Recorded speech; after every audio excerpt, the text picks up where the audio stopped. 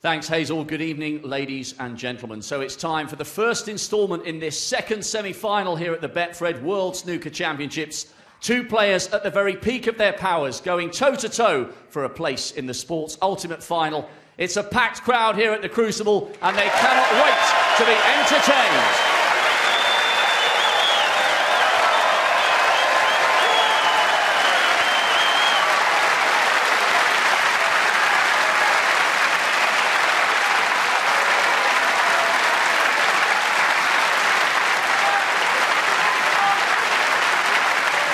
Please welcome a player who just 5 years ago could barely have dared to dream that a day like this would ever come. Winning the Aussie Open in 2011 gave him the belief he could compete on the big stage against the world's best. His incredible 13-9 victory over Ronnie O'Sullivan last night reduced him to tears. That is how much this means. He also wanted to wish his mum a very happy birthday this evening. So here he comes on the single table setup for the very first time. Let's raise the roof, because he's Stuart Bull Run Bingham.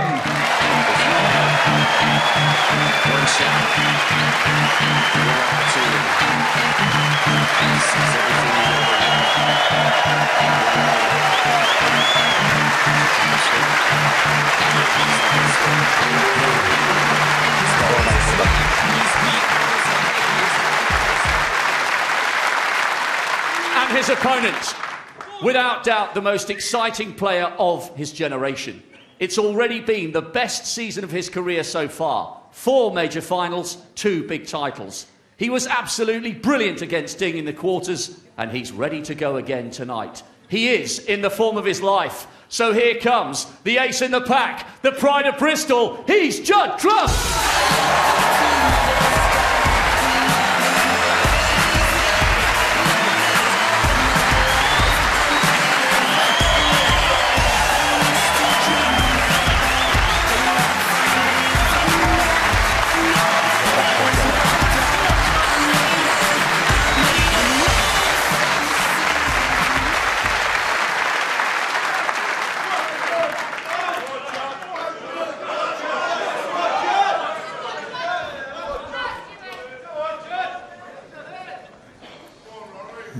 Yeah, does it ever, Hazel. A very good evening to everyone, and what an atmosphere here. The one table situation, that's every snooker player's dream. Judd's been here before, but it's Stuart Bingham's first time, and he has won the toss. Thank you. The first frame, Stuart Bingham to break.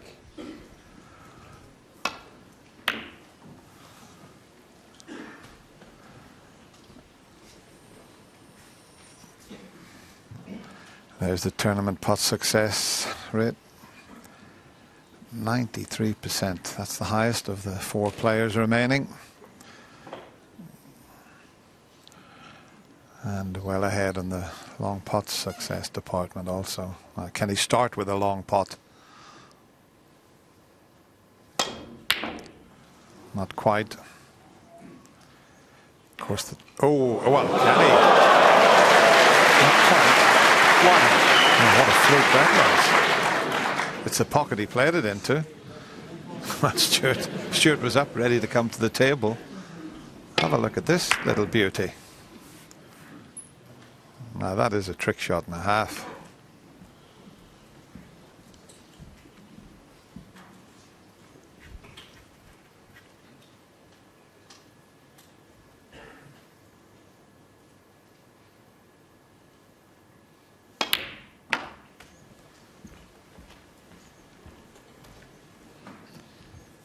Well, I'm sure he's played for 2 reds above the black into the right corner.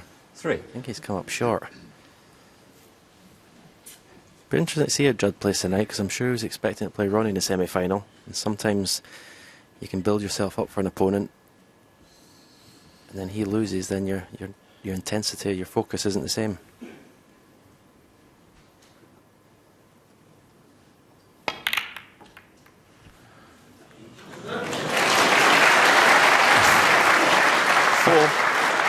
Did he play that?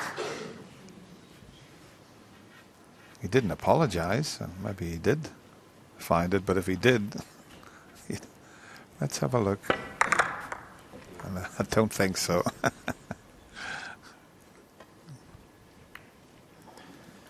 It's not Jump bad. trump Three shots played, 2 flukes. It's good signs for the future. Can you imagine Bingham. doing that against Willie Thorne in the old days? Oh my God, what would have happened?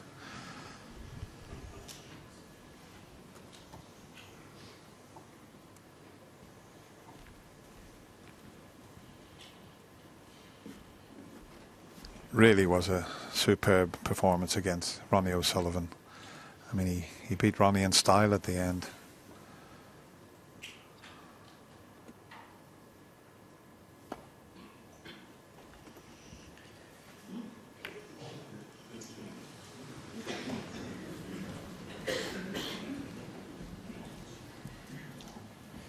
Yeah, he proved me wrong because I honestly didn't believe he would beat Ronnie over that distance at the Crucible. So, yeah, great performance.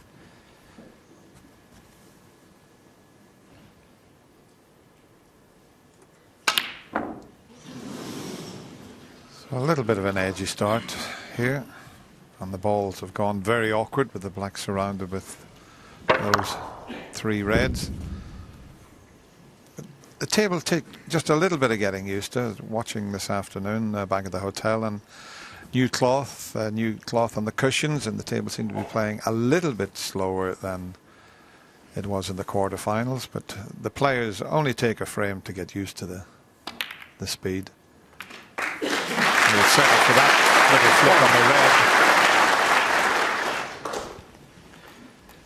I'm expecting a very open semi-final though with these two, Dennis. Both love to go for their shots, get in, make big breaks.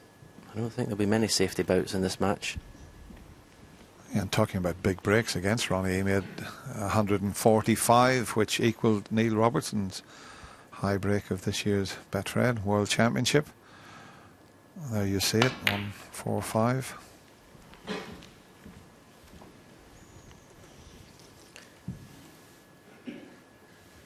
Six. I think getting a frame in early is so important for Stuart. Judd's been here before. Stuart's never played in the one table setup, so to calm him down, relax him, get that first frame. There's that one table, but Stuart did come into the arena for a frame, and that wasn't a bad idea to watch this afternoon. He was picked up in the crowd, and I thought, what's he doing in there? Of course, it was just to get used to looking at the venue with the one table, so it was a good idea.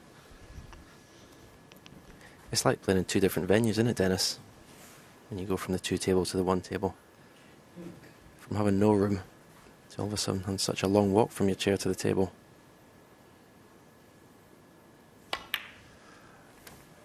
And of course it changes completely for the people watching at home as well, because they're used to noise coming from the other table. Now there's no distraction, so everyone can sit at home and just watch 14. all the action on the one table without all that noise coming from the other one.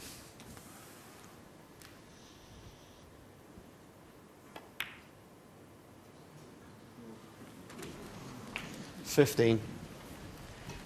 I also think when you get to the semi-final stage, although these players have been playing for over a week and a half, I always used to feel the tournament's only half finished.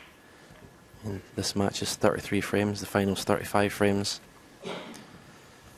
Lots of snooker to be played. 22.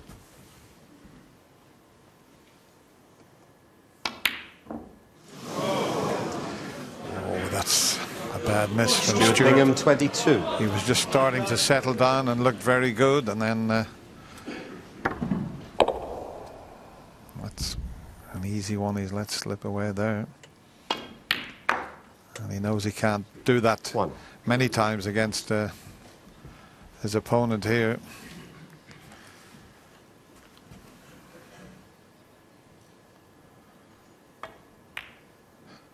"69 centuries so far this year. The record's 83. 6. But if they get to 70 centuries, 7. our sponsor will give £25,000 to the Bluebell Wood Children's Hospice. That's a nice gesture. That's on top of £200 for every century made. It's a poor positional shot from Judd. 14. I think he played for the red to the right, the pink to the right corner. He's on the red to the right centre, but he's going to be going into the blue, so he's got to judge this cannon.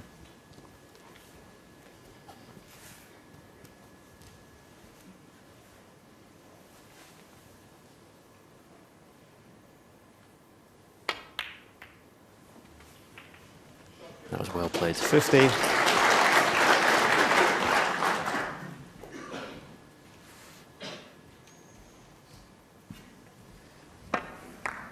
Yeah, he judged it to perfection. He's the right side of the blue to get back to the reds, as you can see. And that's just about perfect, I think. 20.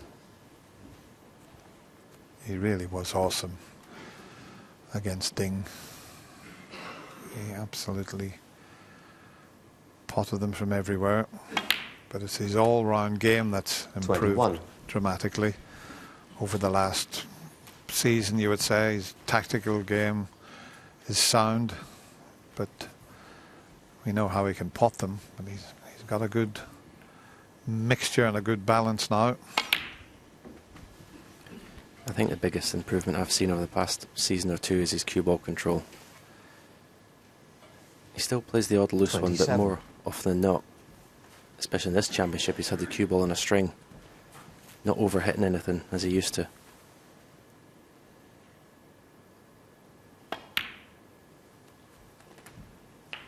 $28.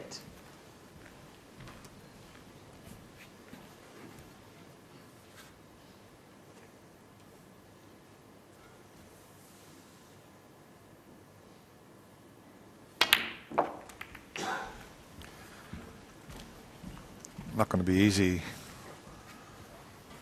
to make a frame winning break here with the 35. two reds just near where he's queuing there.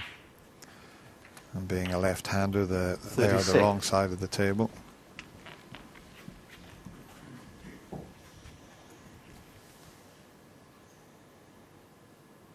I was thinking at the beginning when he was introduced, Judd, the welcome he got. Dennis, I think 41. he's taken over Ronnie's mantle. He's going to take over his mantle. Fans' favourite. Yeah, you couldn't disagree with that. 42. It's great to have another player like Judd. They come along every so often. I mean, I'm sure with some of the young players and talent there is in China, it'll be only a matter of time before one comes through from there. But players like Judd are very, very special.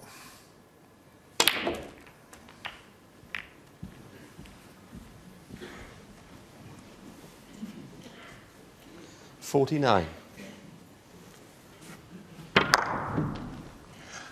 Bit unlucky to get the double kiss there. Otherwise, he could have brought both those reds into play.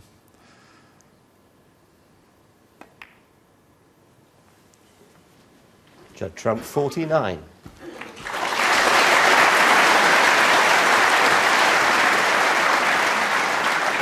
.31 in front. He tried to hide those two reds, but he hasn't, so there's a straightforward escape for Stewart. If he hits the left side of that red as we look at it, it'll come twice across and in behind the black, and the white will be safe.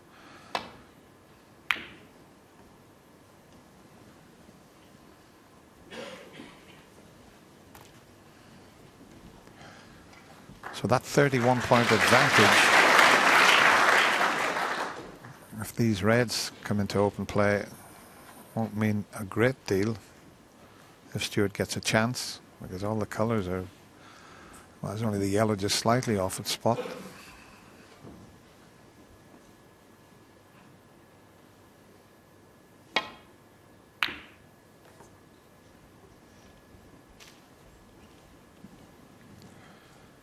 Well, this will pot. It's got to be a little bit careful. It looks like it might just cannon into the black. And he doesn't really want to be playing it with any side. He's got to make sure of the pot here and just let the white take care of itself.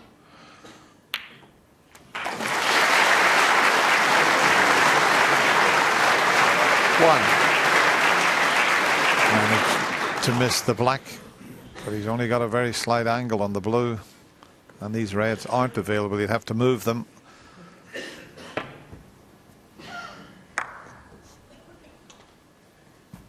He's got loads of cue power, though, has Stuart Bingham. This would be some shot if he pulls this off. Wow. The white jumped about 6 inches in the air there. 6. Well, make that 8 inches.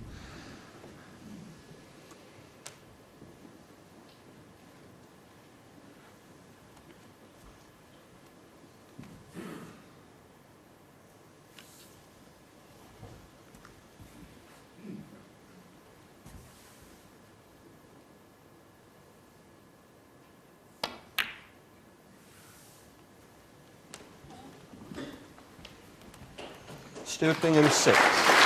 That's a pretty good shot. We didn't have any guarantee that he was going to snooker Judd on both reds, but it was a good cue ball. I think Judd's a bit miffed that he snookered on both reds.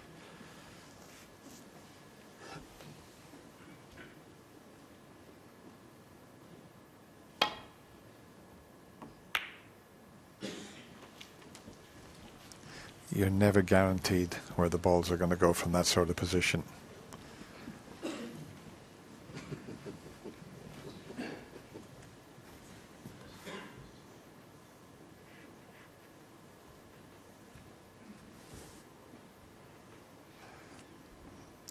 It would be a nice one to knock in this. Okay, not easy to get on a colour, but if he could pot this and roll up tight behind one of those balk colours, he would go favourite for this opening frame, even though he's 25 behind. So I'd definitely be... Well, he's not going to bother with that. Is he looking at the possibility of a double, or is he just going to try and get in behind the black here?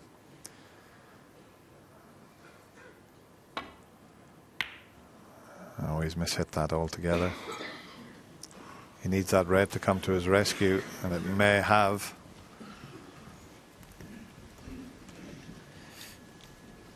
Another little smile at the corner of his mouth, Judd Trump there. Last couple of shots. Stuart's had a decent run of the ball.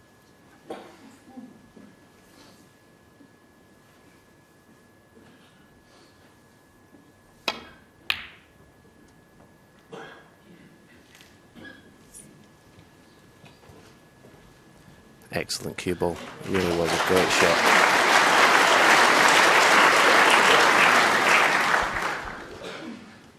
Well, that is a clear indication of what we were talking about earlier, about how Judd has improved with his tactical game. I mean, that was a superb safety shot. So important to get the cue ball near the cushion, and he couldn't have played that much better.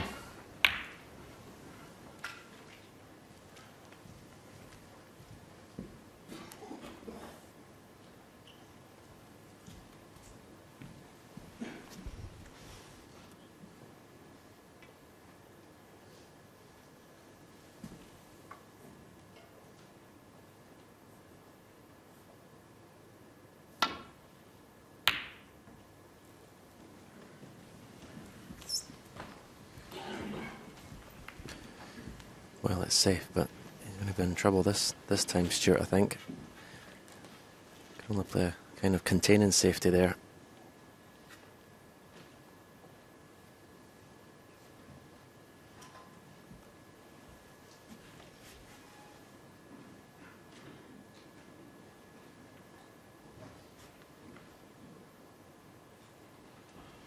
Yes, just finished a little awkward for Judd. If the white had been near the cushion, it would have been a straightforward shot to send the red up the table and leave the white in behind one of the balk colours, but it's quite an acute angle to pull that off.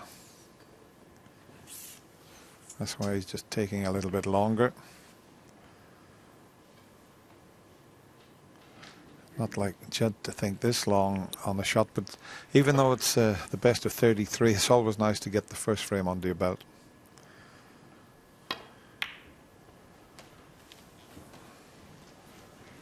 Well, that was a risky one he played there. trying to get in behind the black. He would have had to have been so precise there. Now, if Stuart can't see enough of this to take the pot on, he can get in behind the black and he can use a colour as a stopper. Well, let me see, he could knock this onto, although he doesn't want to knock a colour safe, but every chance of getting in behind the black here.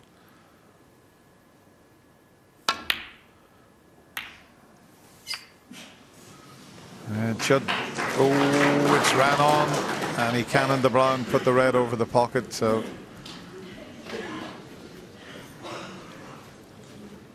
I thought for a moment he had it in behind the black there, but it's a nice easy starter, this.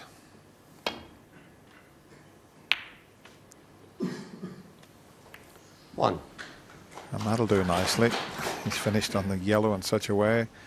It's an easy shot to just stun it in and leave the last red.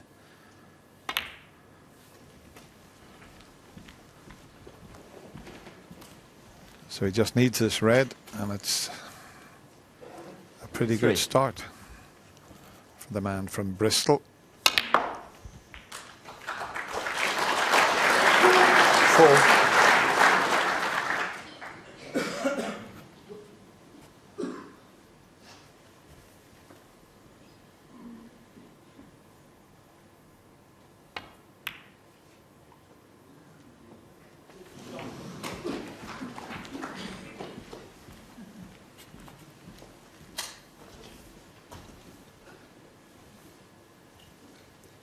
Six.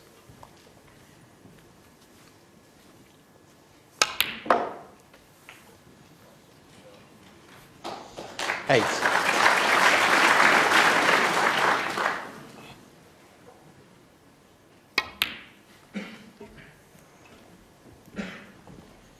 11.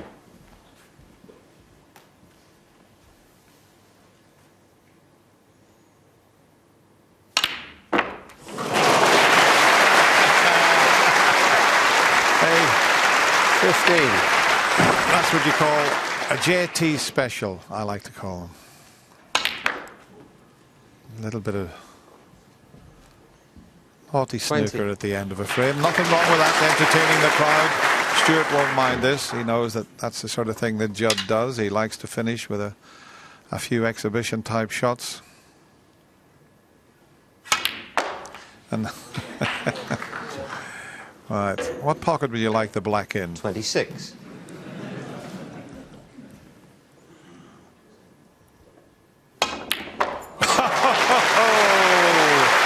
What a finish. And that's it. That's Judd's parents there. What a finish. Some of the shots he's knocked in there. We want more of this. It's 1-0 to Judd Trump.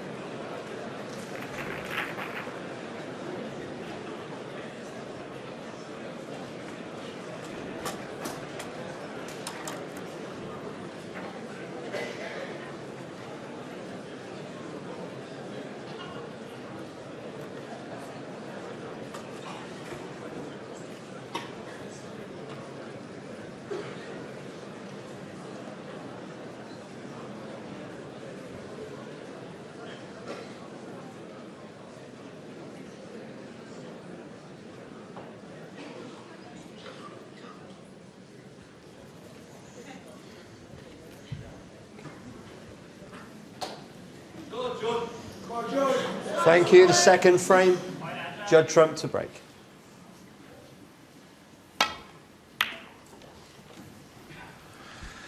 Yeah, I never liked sitting next to John Parrott. He kept wanting to tell you Liverpudlian jokes.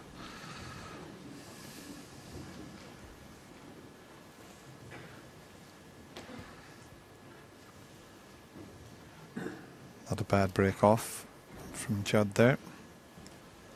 There is a way back down the table, as long as he avoids the red that's the left side. As we look at it, he can go around the back of that.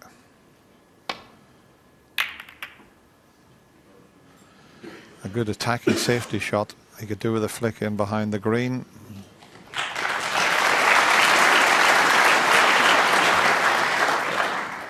I think, as you said, Stephen, at the start of it, I mean, that frame lasted, what was it, 20 minutes? But there'll be some quick frames with these two players, the way they play.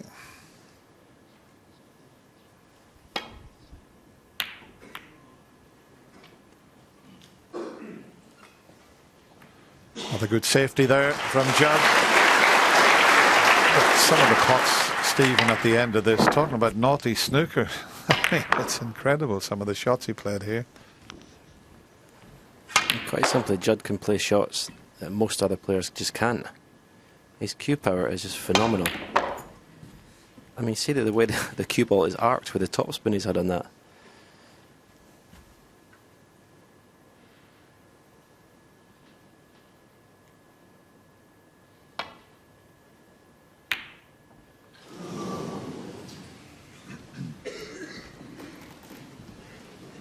Well, he played this long red, thinking that it was the only one he could leave. Should he miss it?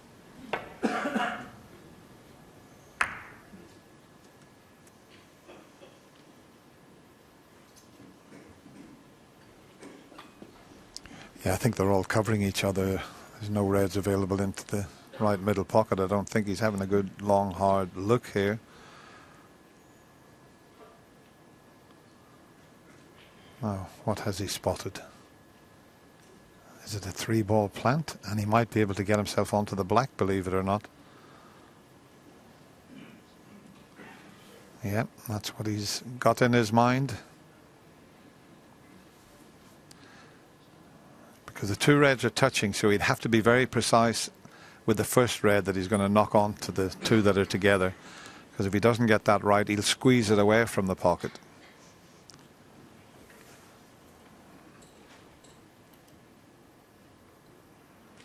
It's just not a matter of getting down, hitting that first red onto the two. You've got to be very precise with this. But as I say, I think he can get himself onto the black. He's walked around and looked at that. And you've got the perfect picture there when Judd gets out of the way as to see whether this plant is going to come off. We'll know before he does if it's in. No. Finished up hitting the other red.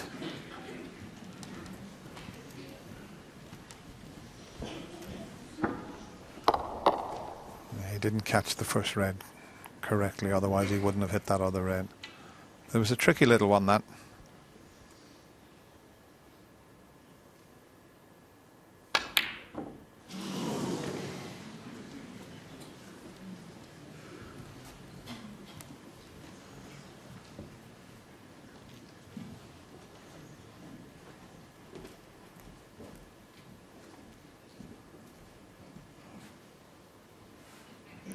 He'll probably play thin off the right-hand side of these three reds closest to the right-hand side cushion. Send the cue ball up to the baulk cushion behind the green.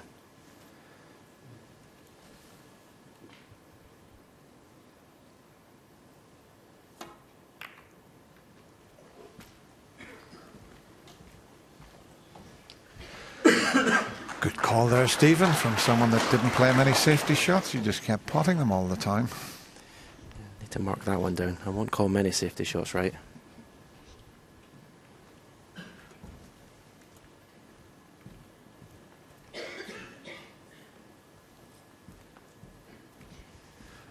Now, wouldn't this be some shot? If he can pot this red, he can get himself onto the black. He's going to take it in the middle pocket, and there's every chance if he pots it, he could finish on the black. If he cuts that into the middle pocket, the white will go somewhere near the line, you would think.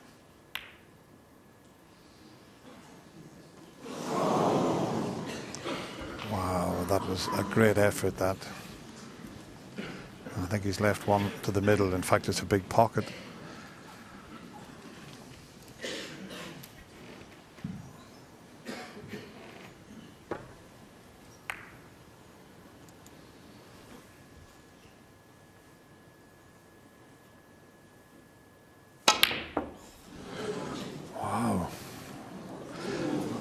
was that, Judd? If he hits it anywhere near the other corner of the pocket, he can't miss that.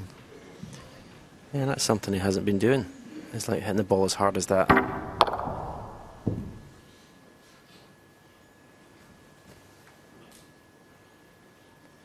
That was a shot from a Judd of 2-3 years ago, that one. Stuart's obviously fell out the tables, ran off. He got much thinner contact than already, almost didn't reach the pocket.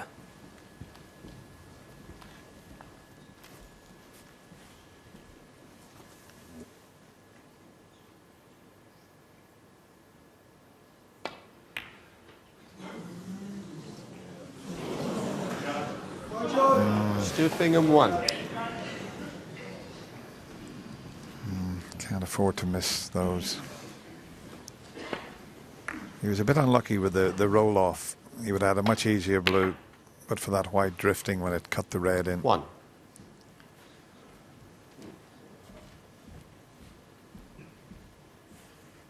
Although the reds look all over the table, the pink's out of commission. The black, as you can see, 2 reds near the black spot area. I could do with the blue back on its spot at some stage.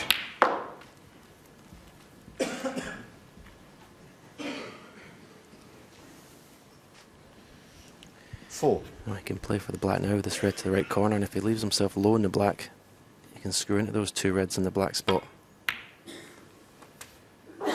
5. Yeah, that's pretty good. Yeah, because the black would be out of commission if he just rolls it in, so just watch how he tries to free the black spot. Just one little nudge was all it needed. 12.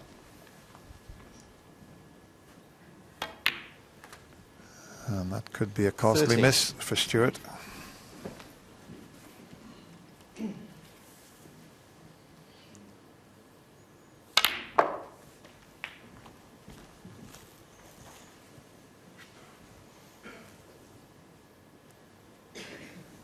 $20.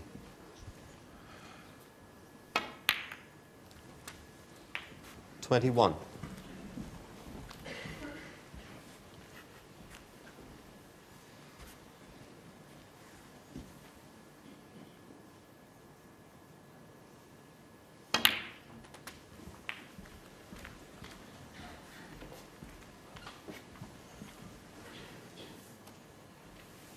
$28.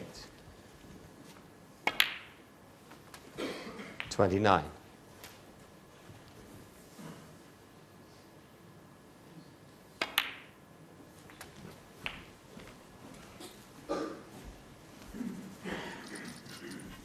'He's made 7 centuries this year so far. 36.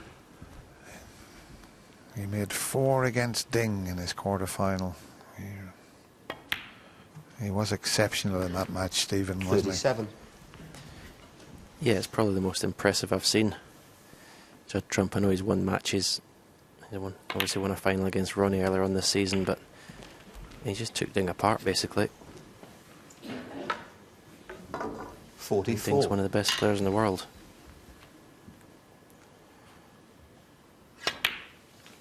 45.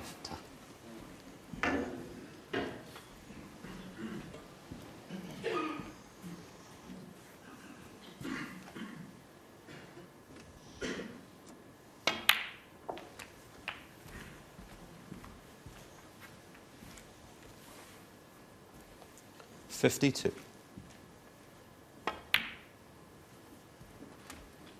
53.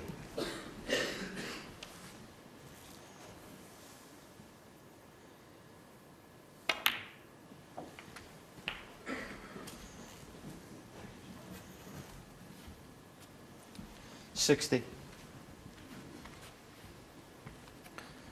Just underhit that slightly. I'm sure he played for the red. It's touching the pink to the right corner. That's why he's having to take the cue ball up for the blue. 61. He doesn't want to be dead straight on this blue. Yeah, he only needs 1 more red, doesn't he?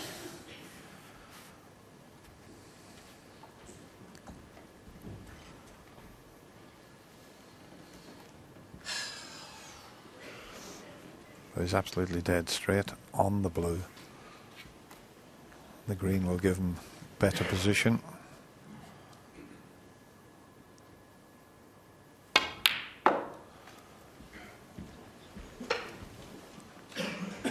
.63, so now needs 64.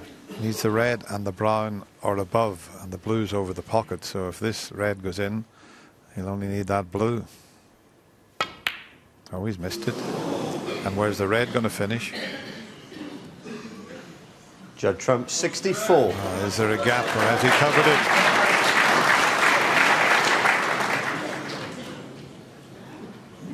Well, he has covered it. So he'd have to come off the cushion to pot that one. And it's quite away from the pocket. It wouldn't be easy to do that. And it's not a big pocket to send that red in off the other red. So he got away with that there, Judd. I think the blue was a bit of a distraction for him there. Yeah, it's a difficult cue in there. Still expected him to get it. Oh, well played. Controlled that nicely. Now a cannon into the pink and red will leave one of these reds that are together towards the right of the table to the right corner.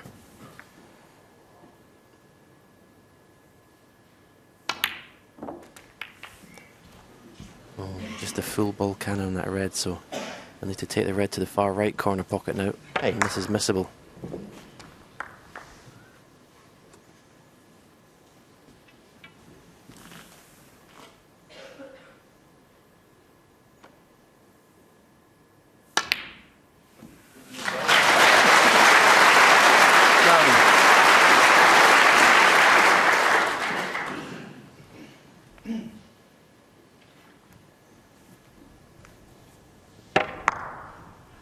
Cued that really nicely.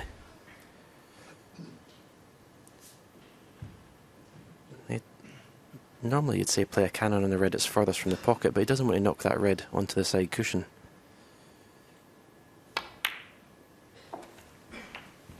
That's a good shot.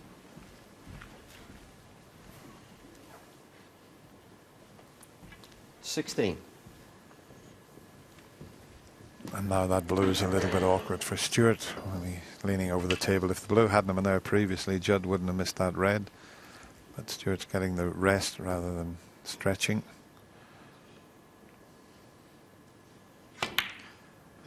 And from a psychological point of view, 17. if he could somehow pinch this frame, and I don't know if he's got an angle here on the pink to move the red near the blues, not potable at the moment. You'd have to get right in behind that, but I don't know if that is a good angle. It might be, just to nudge that red.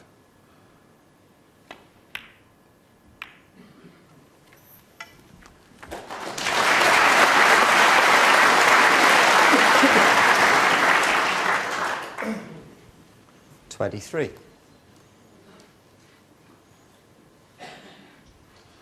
Won't go past the pink, and it's a very thin one to the right middle.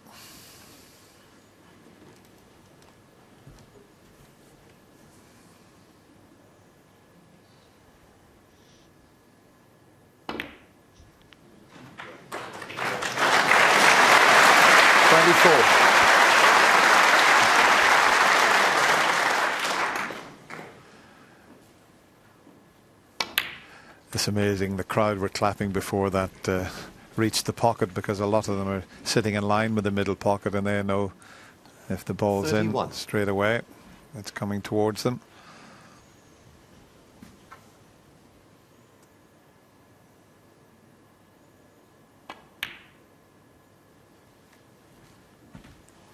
$32.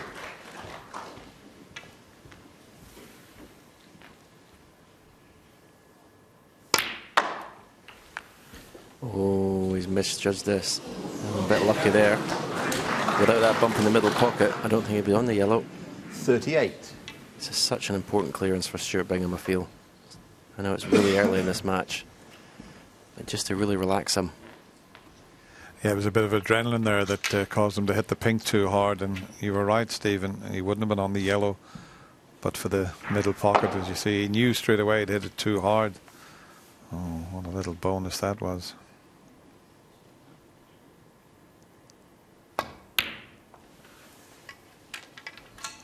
40.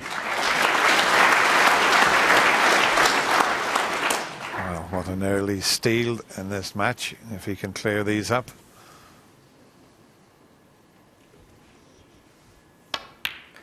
Just wants to leave the cue ball 43. virtually on the left-hand side cushion here. So then it's just a matter of dropping the blue and it'll be naturally in the pink. Doesn't want to be straight in the blue. Perfect. 47.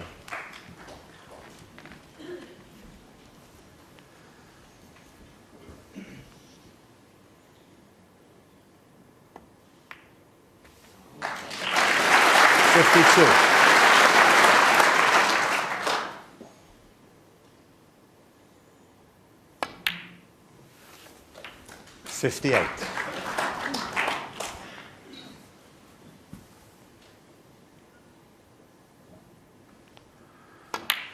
Well, for all the world, it looked like Judd Trump was going to go 2-0 in front. But Stuart Bingham, what a clearance that was. And he nicks that second frame, and we're all square. 1 frame each.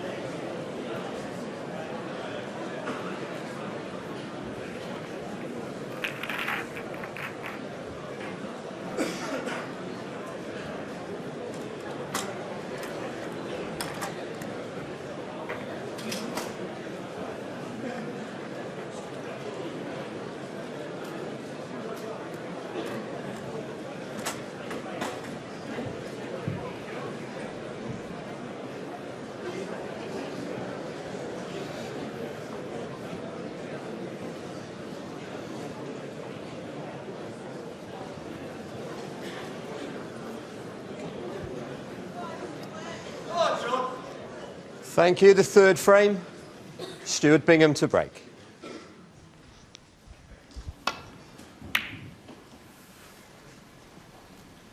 And Stuart gets the third frame underway, and just coming up to 37 minutes.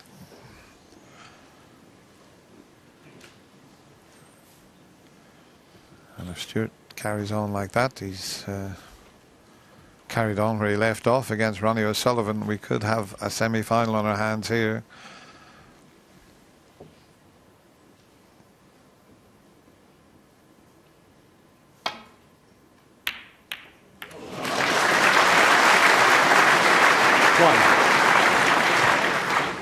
I mean, he knew he was going to cannon into something, but he's got so much confidence in his ability to pot that type of shot. Blue ball.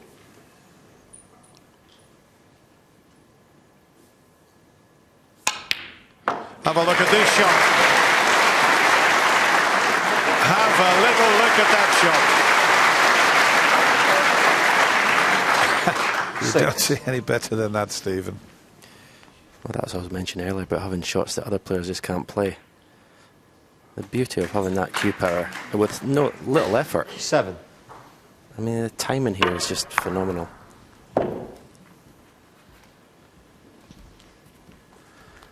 It's like he's playing with a rubber ball the way that come back.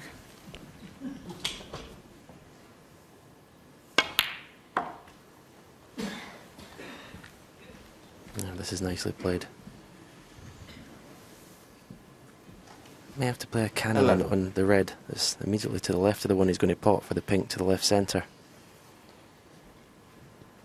I can't see who can get in a colour to get an angle to open the pack here unless he plays for the black. 12.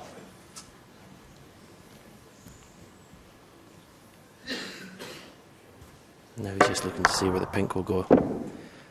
If he pots it, if it goes back in its own spot or not, because there is a red, the one that it looks like he's on at the moment, to the right corner.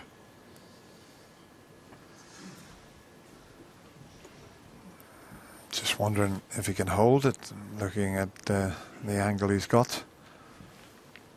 See, You're not allowed to get your chalk out. And I was just going to say, you get a bit of chalk out, measure it. yeah, you just got to have to use your judgment. But looking at the angle he has on the pink, it would be a delicate little shot to hold for that red.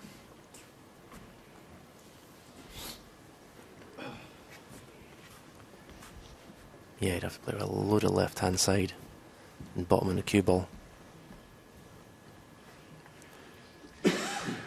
It's one of those, if you're not sure, just take the 6 points, play for the possible red. If Black it ball. doesn't go, then you play the safety shot.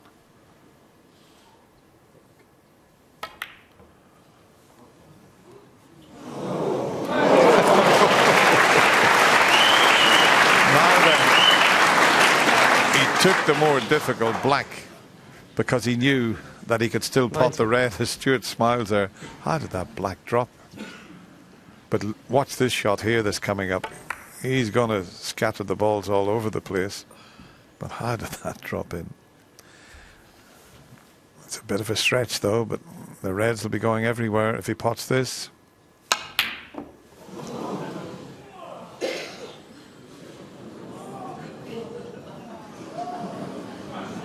Judd Trump, 19. I don't think he's covered that one that's over the right corner. Yeah, the stretch there just made that shot a little bit more difficult. Yeah, if the cue ball was a foot closer to him, he would have potted that.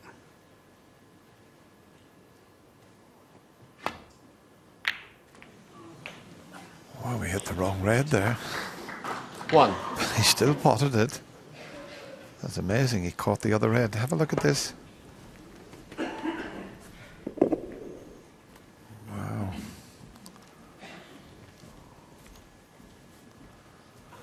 I didn't realize he was called Ball Run Bingham. I thought it was because he kept potting balls all the time, because he gets a run of the ball. As John Parrott was talking about in the studio. If you can play like Stuart and cue like Stuart and get the run of the ball, it's a pretty good format. 6. But over these long matches, 4 sessions, the run of the ball tends to even itself out.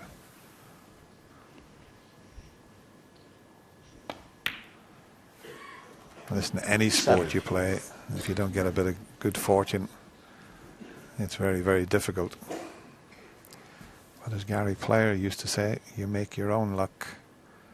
The more he practiced, the luckier he was.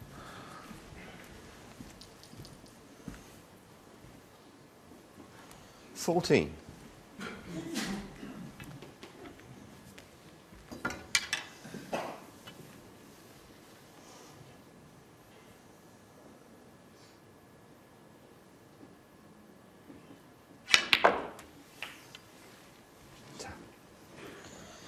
$15. Black obviously won't pass the red into the corner. I don't think. That's why he screwed back for the blue there. He's just slightly the wrong side. That's why he's looking at the green.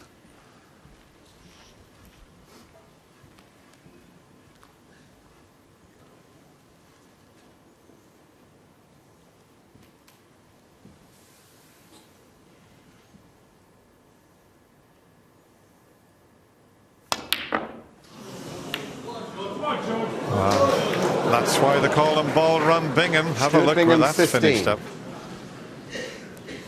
He hit that very, very hard, and once he missed it, Judd would have thought, I'm going to be left in amongst the reds. But have a look at this for a kiss on the green.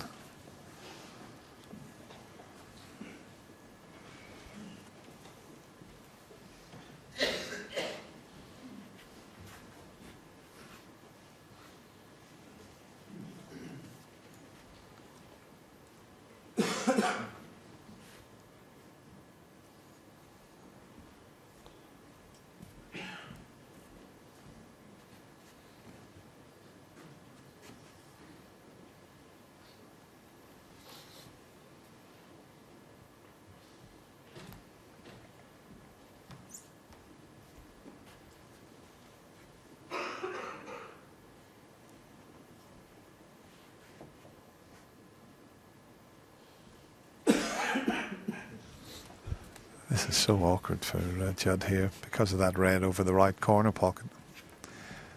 I don't know if he's thinking about... Well, he's trying to find a spot there where he would cover that, but that's not easy to find. There's no easy red to get down into that position off. He might just play to cut this in and get the white over into the left side of the table. All depends on the pace of this. Oh, have a look at this. A little touch aside.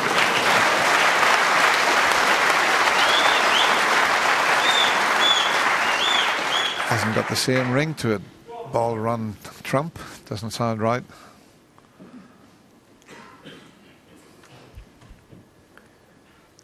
Can you see enough of that, Stephen? Yes. Having a hard look at it. I don't know whether he can play it with a touch of right hand side, but I think the one he'll play is the one closest to the right cushion. Screw the cue ball back up to the baulk end. Well, a chance to see the cue power of Stuart Bingham.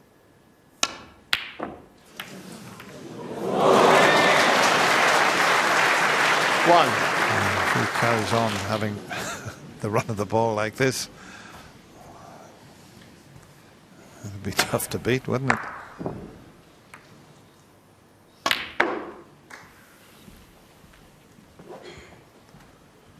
Got to take advantage of it though. You get enough bad running.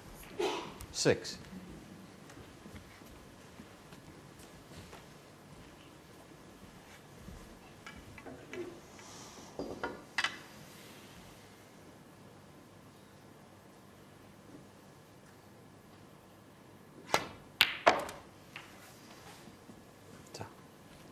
Seven.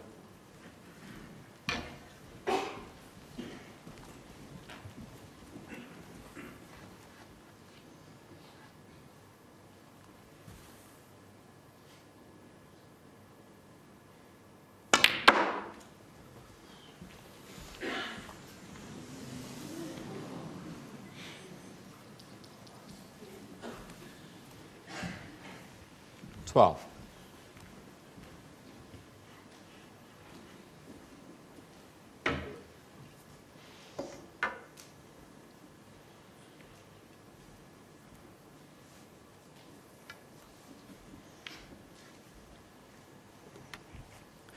Oh, and the cue ball hit the bump in the middle pocket. Oh, watch Judd, and he had a little chuckle to himself.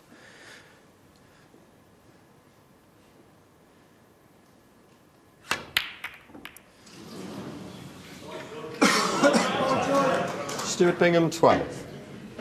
Well, he's not left anything easy here either.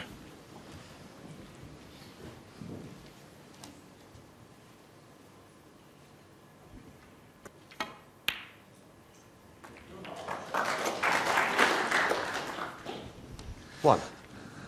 Well, that was a lot more difficult than it looked there.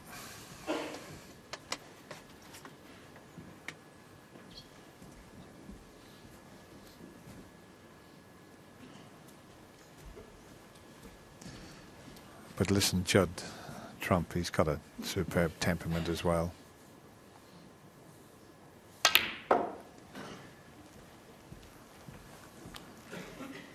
That needs to pull up. You'll have to take the one to the right of the blue now. 3.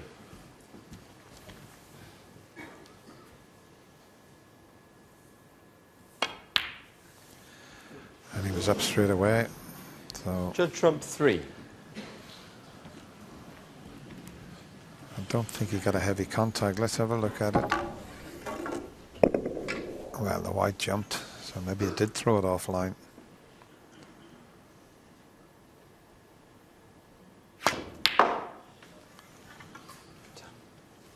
One.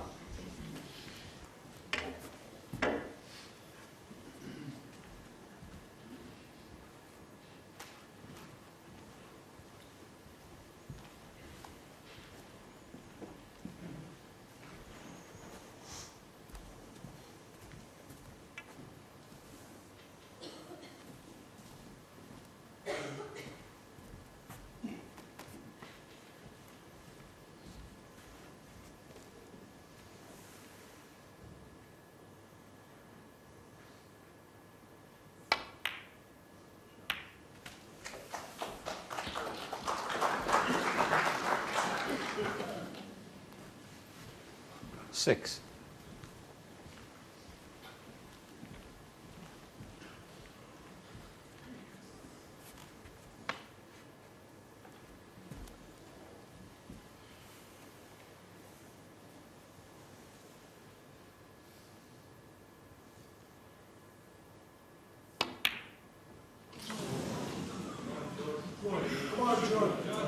Stuart Bingham, 6.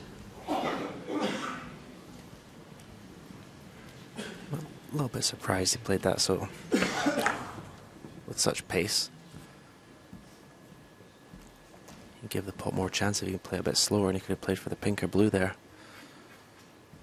So this frame just got a little bit scrappy.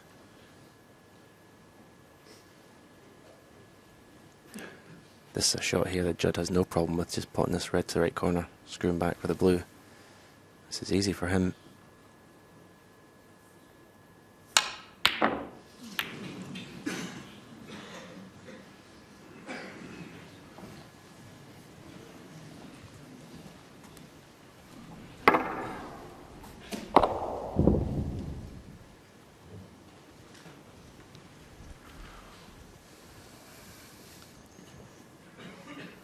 One good pot here and he give himself a decent chance.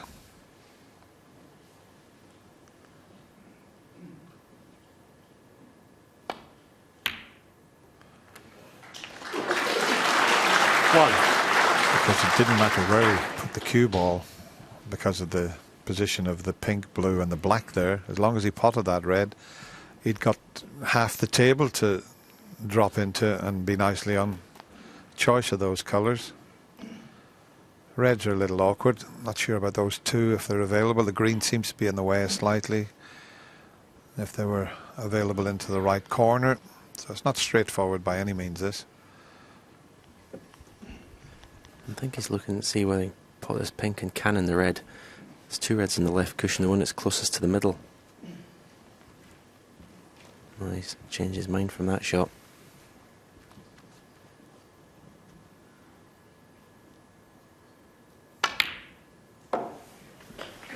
Going for a red to the left centre. Goes on just another 4 or 5 inches.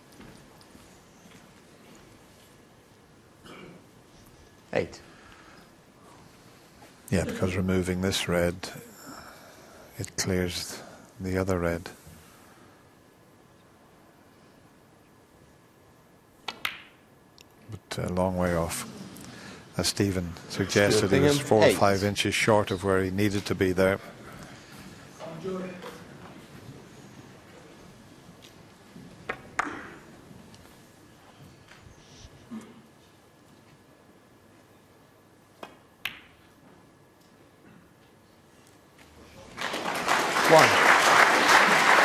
Now these two reds are not badly placed on the side cushion for Judd being a left-hander.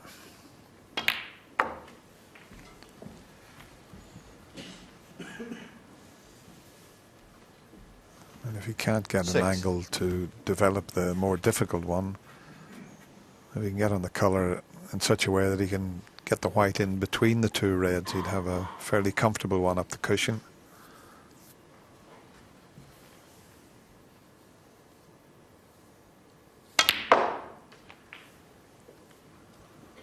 Seven. And he's going to have to do it from the green, and I think he might be able to stun in behind the black and swing it over there. If he's got the angle to do that, that's the shot he'd play.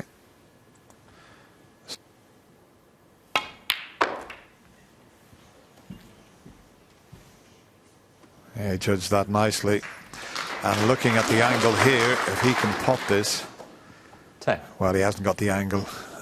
The white had been slightly to the right. He could have potted this, screwed back and moved the difficult red. He's still looking at that, but it wasn't on 11 to move the red. And now one good shot up past the black. Watch the side on this and it'll spin over towards the final red and maybe bring it into play. Here comes the white with the side. Not enough though. Didn't get into that as he intended. 16.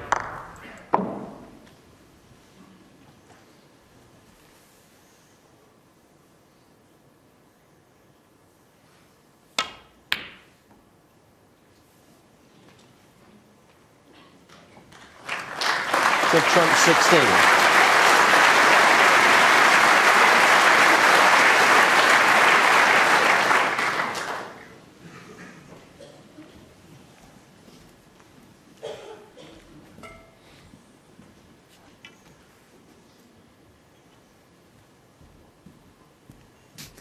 Got to get a little bit of a right-hand side on this. If he just misses the middle pocket, and if he can hit the red full ball, he could send it back up the table and leave the white there.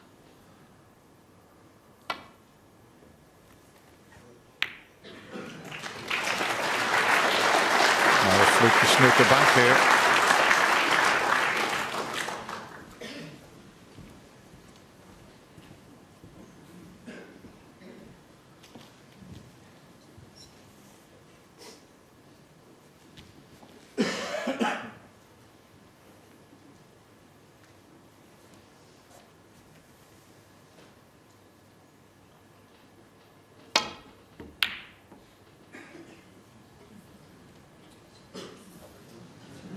Hello.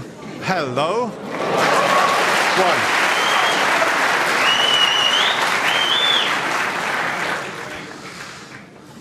So it's Judd's turn to have a piece of good fortune. He's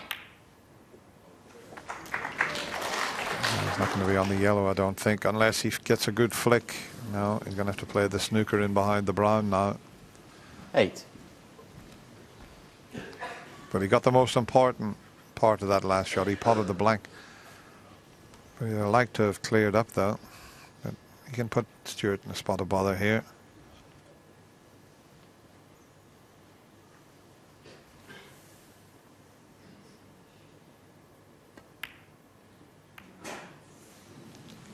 Judd trump 8. Wow. Has he got the snooker? Should have been tight in behind that brown. He hasn't. Wow, that was very careless there.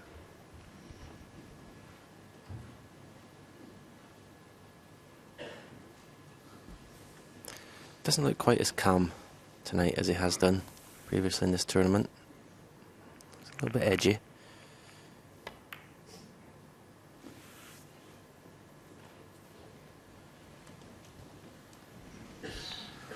Well, Judd put himself bang in trouble there. Because he knows that Stewart should have been tight in behind the brown.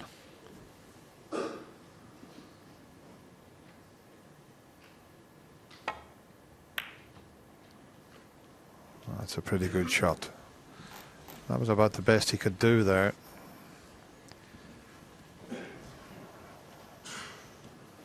Well, Stewart can send this yellow across the face of the black and get the white up towards the green.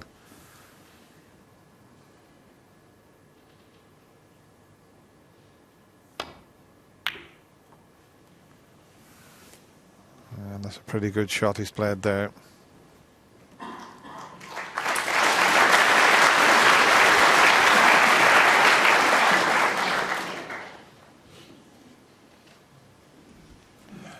He's got to be careful he doesn't get the double kiss if he plays the swerve.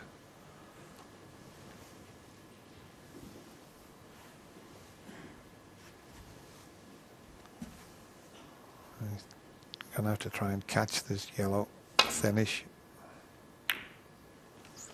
Yeah, well played.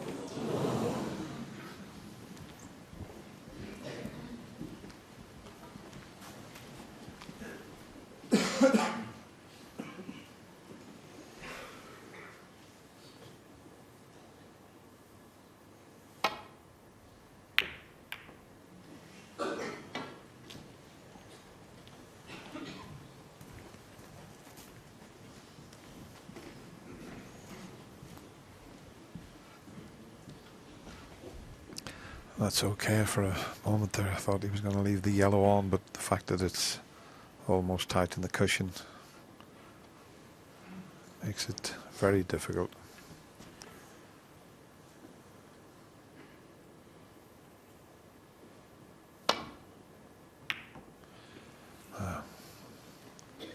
That's a pretty good shot.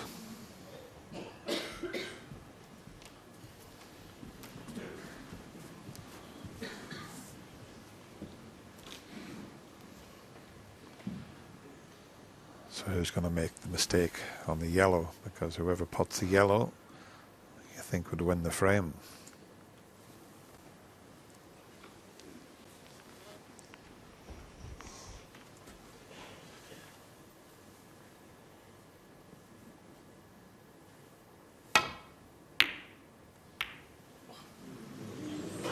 Foul. Now, where's the yellow finished up? Stuart Bingham 4. Well, that's exactly where it's finished up, and every chance for Stuart. If he can miss the pink on the way up the table here, he can get himself onto the green. He can play it directly up between the pink and blue, or he can play it with side.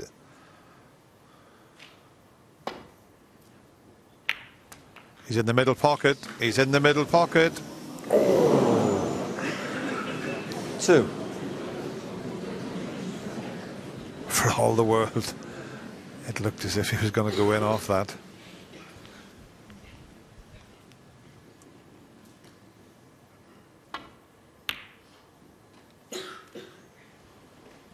Stuart Bingham 2. Have a look at this white. Once the yellow in it, have a look at the white. I thought, oh, that's heading right in the pocket.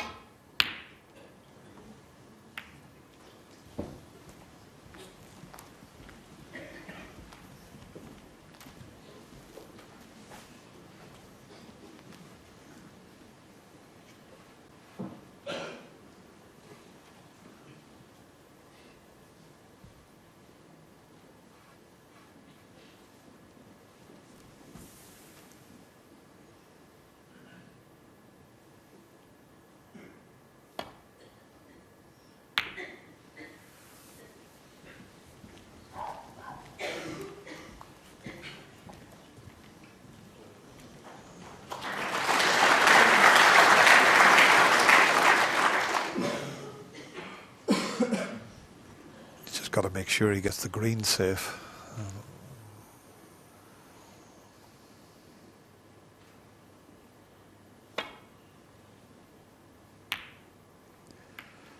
Yeah, nicely played. Okay, it gives Stuart a slight advantage here, but that was all he could do from that position.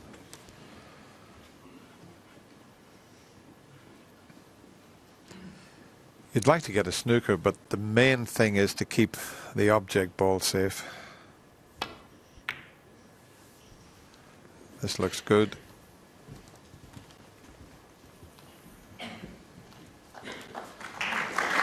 Just wondering if you can bend it a little bit, hit the cushion first and send the green up the table, leave the white here. Yeah, I think he can do that.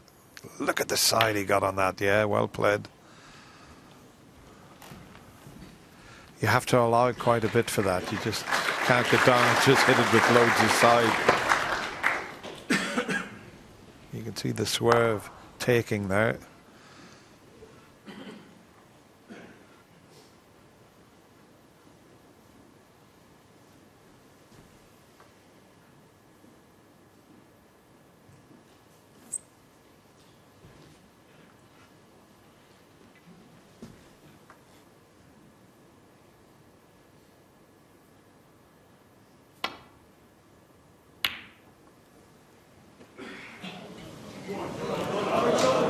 What was that, Stuart? So Stuart makes the first mistake. Okay, he's running away from the brown, but we know Judd's got an abundance of cue power. And he's played this pretty well, being a left-hander.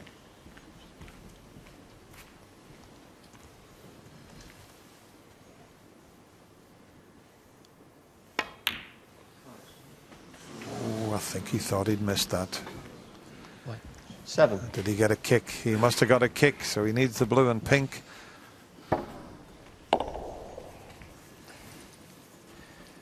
I just think he's a little bit edgy. I don't think he's, as I said earlier, anywhere near as focused and calm as he was in his previous match.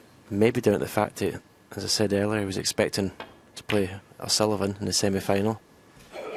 12. At this pink for a 2-1 lead. Well, in it goes. He 18 was from the fully frame, stretched good there, but he'll be quietly pleased with his performance in that frame. He didn't kill it off in one visit, but he's won it. That's the most important thing, and he leads 2 frames to 1. Judd just leaving the auditorium, and we can show you the run of the ball. We call him ball run Bingham, but Judd had a couple as well. I think Judd had a couple. We'll show you a couple of Judd's bits of good fortune. This is a gem. He played it in that pocket, but look how it got there eventually. You won't see a better fluke than that. Stewart was already out of his seat, and this was the same frame. You might have thought he played that, but that was a pure fluke. And then it's Stewart's turn. That's a little beauty as well, with nice position as well. And Stewart again. Well, he hit the wrong ball, but you know, I suppose element of luck to that, but.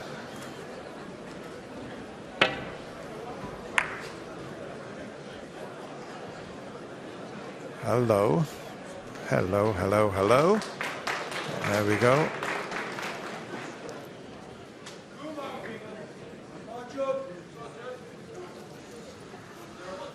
Okay. Turn the flash off that, please. The 4th frame, Judd Trump to break. Last frame before the mid-session interval. And no big breaks just yet.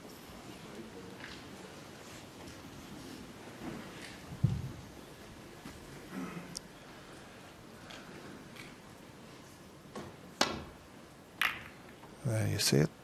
65 for Stewart, 64 for Judd. Both those breaks were made in the 2nd frame.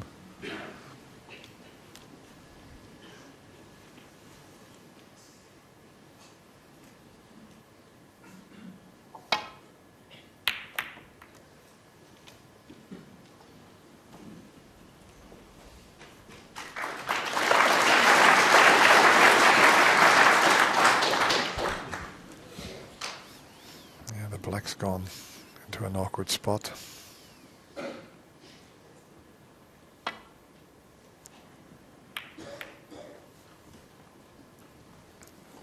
Just means you tend to see a little bit more tactical play and the balls go a little awkward.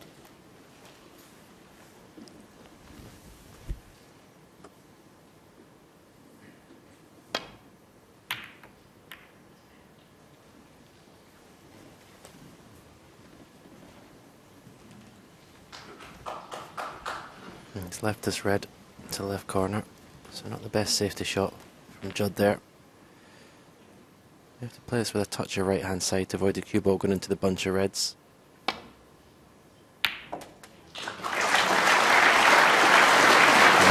with that one. He did play at a pace, he played at a confident pace, he was always going to be in a colour, but obviously didn't expect to land plumb in the pink like this.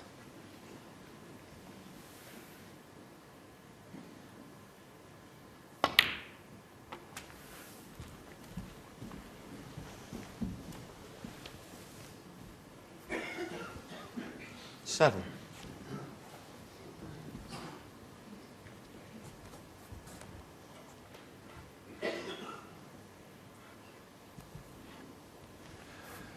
Now if he takes the one to the left of the black spot, it'll clear the black spot area. There's another one which will give him easier position. That's the one he's deciding on, as you can see there.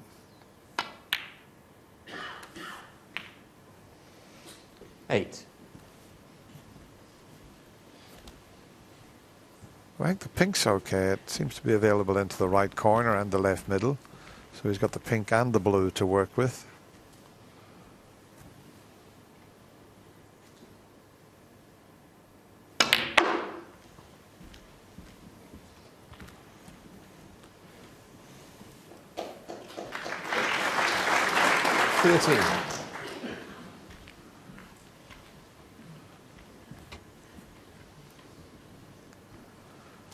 Not straightforward now.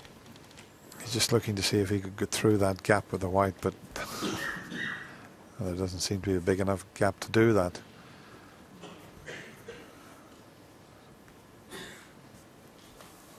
So he might have to push through a few reds. Or just the one. 14. And to show you him canning the red, but if he can get this black and get on the red, this nearest the cushion in such a way, he could open things up.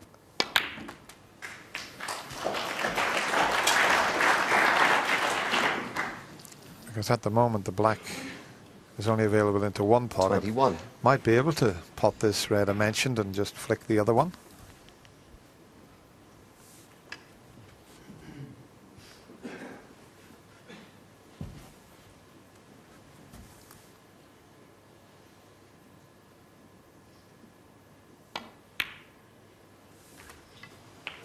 And he didn't have to cannon it.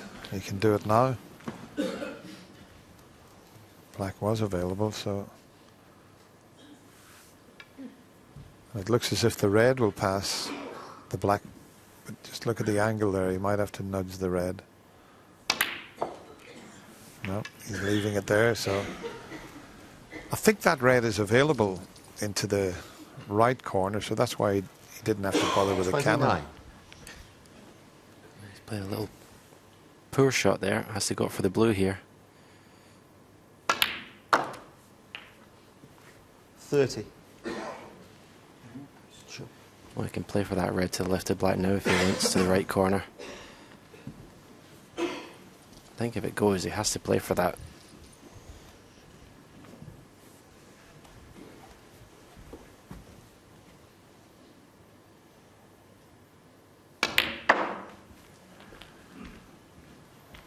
Well, it looks as if he wants to leave it for a while, but he get a better chance to get onto that red you mentioned, Stephen. 35. Yeah, with the positional shot he's played there, how hard he had to hit it. The one next to black was a lot easier positional shot to the red corner. To the right corner pocket, rather. Just need to stun off the left cushion.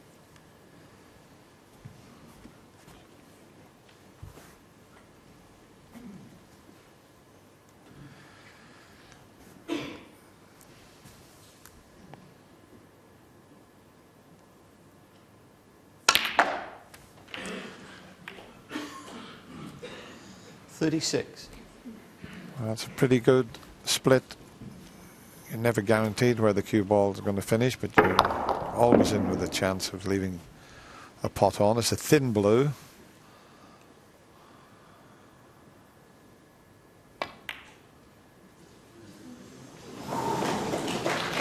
White his feet somewhat on its way into the middle pocket. 41.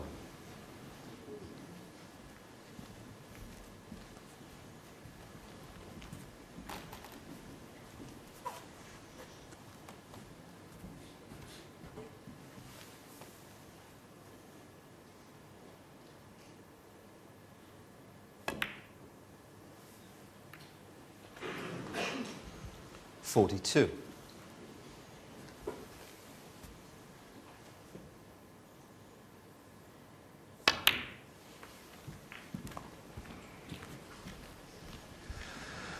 Well, every chance now that we'll go to the mid-session interval, 2 frames all. 44.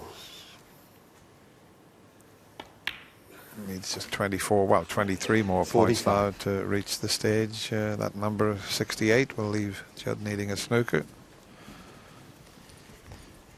Yeah, the first 3 frames are quite slow. You can say these are both very open attacking players. 20 minutes, 16 minutes and almost half an hour for the third frame. This is more about what I expected from these players. 50.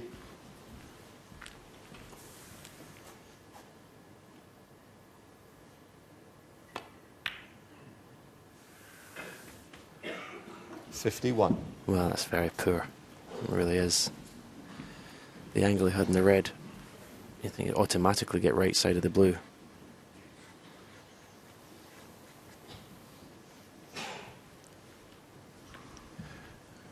He did that in a previous frame and got down and hammered the green and missed it, but he's just going to make sure of the 5 points. But showing the cue power, he wants it to pull it, but what a shot he's played there. 56.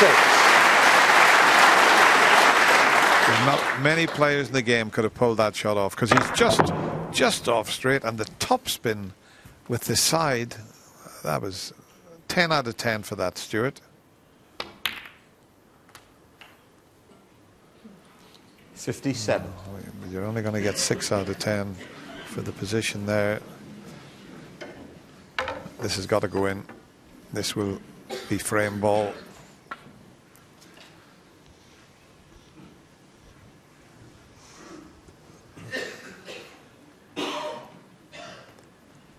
Yeah, and he has to go all out for this. He can't play it with a degree of safety. So if he misses it, he'll be leaving everything on for Judd.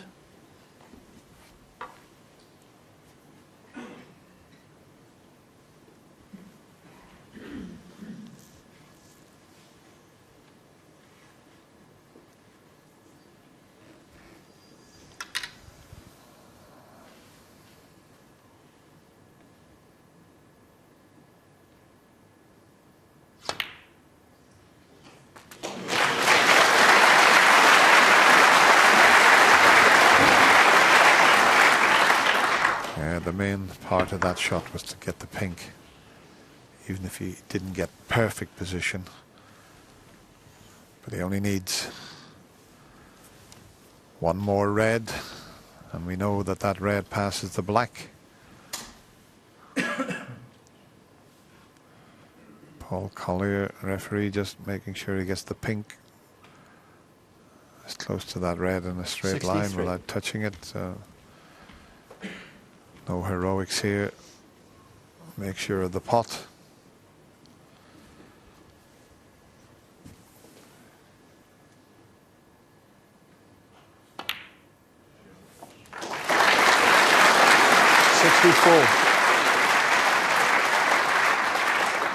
$64 in front with 59 on the table. So at the moment, it's 2 4-point snookers that Judd needs. So just a little roll up. Now he's going for the pot, never mind the roll up. And if that goes in, then that definitely is the end of frame.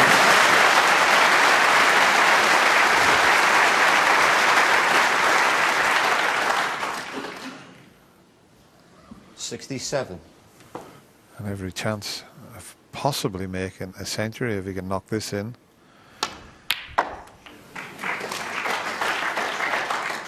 $68. There'll be a lot of people backstage. There's a lot of volunteers been here over the last week and a half from the Bluebell Wood Children's Hospice. Oh, and if they get to 70 centuries, we've had 69 so far. When we get to 70, 73. the hospice will receive £25,000 from our sponsors, and they still might do it in this frame. 74.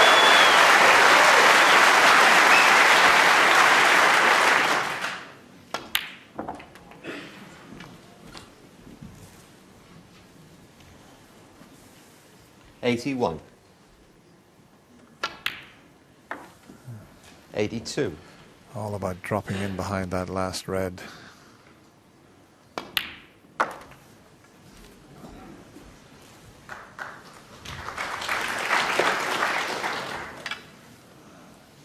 $88. 89. Chances there now. Come on, Stuart. Let's see the 70th century here.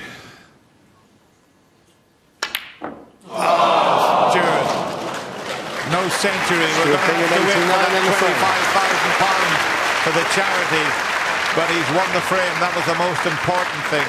And we go to the mid-session interval. It's all square, 2 frames each.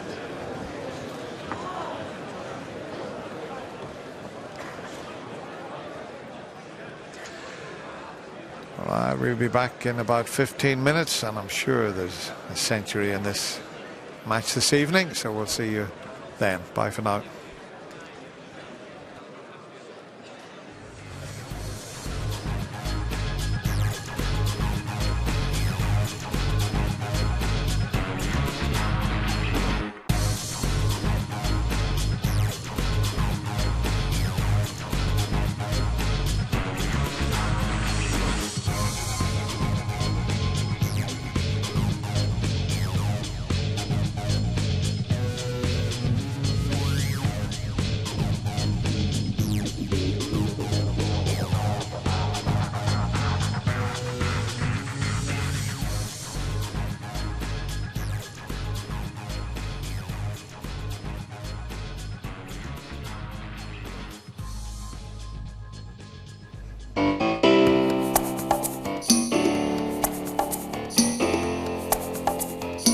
The Crucible's rich history is littered with some incredible fight-backs against impossible odds.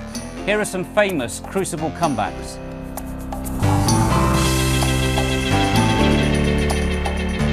...2000, round 2, Parrott led Swale 12-8 before losing 13-12. JP never recovered.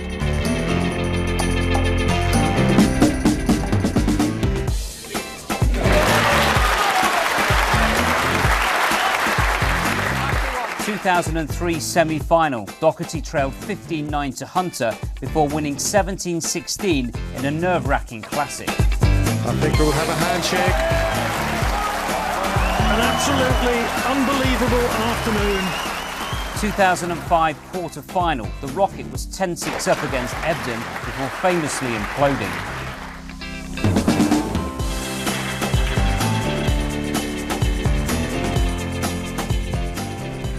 2007 quarter-final. Murphy turned around an 11-5 deficit against Stevens, winning 13-12.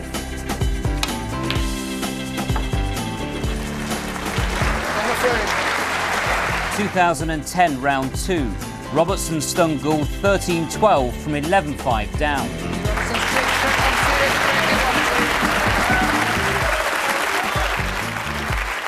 2013 quarter-final. Trump came back from 8-3 down versus Murphy to edge a thriller 13-12.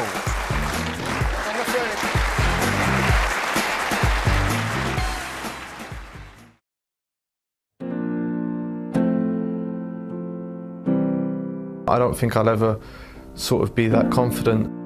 I think if I won the world, I'd get back to that, but I'm a much better player than I was then. This year you'll see sort of similar snooker as to what I played back then.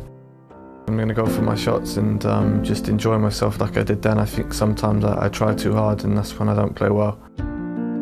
Yeah, it's the biggest tournament by far. You sort of plan your whole season around this tournament. If you don't do well here, then it's sort of a bad season, but I've had the best season of my career so far, so going into this tournament I'm very confident, and no matter what happens here, it's been a good season, so I'm probably a lot more relaxed than a lot of the other top players. The ace, John Trump! I've started to practice the things that I'm not good at, whereas before I just concentrate on the things that I am good at. Now I do work on my positional play and safety, and I think both of them are very underrated. That's probably a good thing because people just go and thinking, oh, you can only break build, but I think my position and long potting, break build and safety is as good as anyone's. I'm still definitely not in my prime. I've still got a long way to go before that. I think I've still got a lot of learning, but yeah, I'm as ready as I'll ever be. I think my game is definitely good enough to win it. Hopefully a new Judd Trump with his name on the trophy.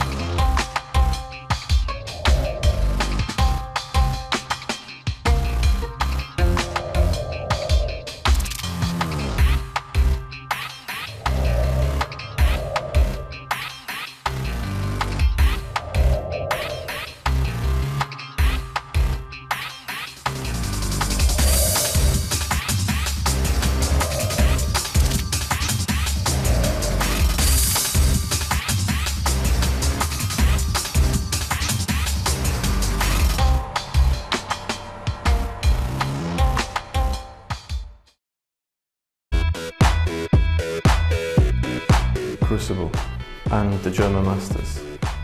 Out in China, maybe Haikal it was, probably. Just the crowds aren't very good there, so it's hard to get a few matches. Travelling when I lose. Prison Break's always been my favourite programme. I've just started watching Breaking Bad and it kind of helps when you travel around. Most reality TV, most. Denzel Washington, Ben Affleck, I think two of my favourites at the moment. I don't like Matt Damon. I never watch any of the films he's in. I don't know why, I just never got along with it. And any sort of R&B, hip-hop I like, I'm not that fussy. Like rock music, stuff like that, I'm not really into. My favourite comedian's Kevin Hart, Harry Hill, I despise him. Boxing and tennis at the moment are my favourites. Bowling, bowls, fishing, Japanese, black cod, I think, salad. So I try to eat quite healthy, but salad just has no taste. At the start it's probably maths I quite enjoyed, it's quite easy. Science, water, maybe whiskey. Yeah, just reckless driving really. I'm normally quite calm in the car. I won't ever, if someone pulls out, I'm normally just forget about it.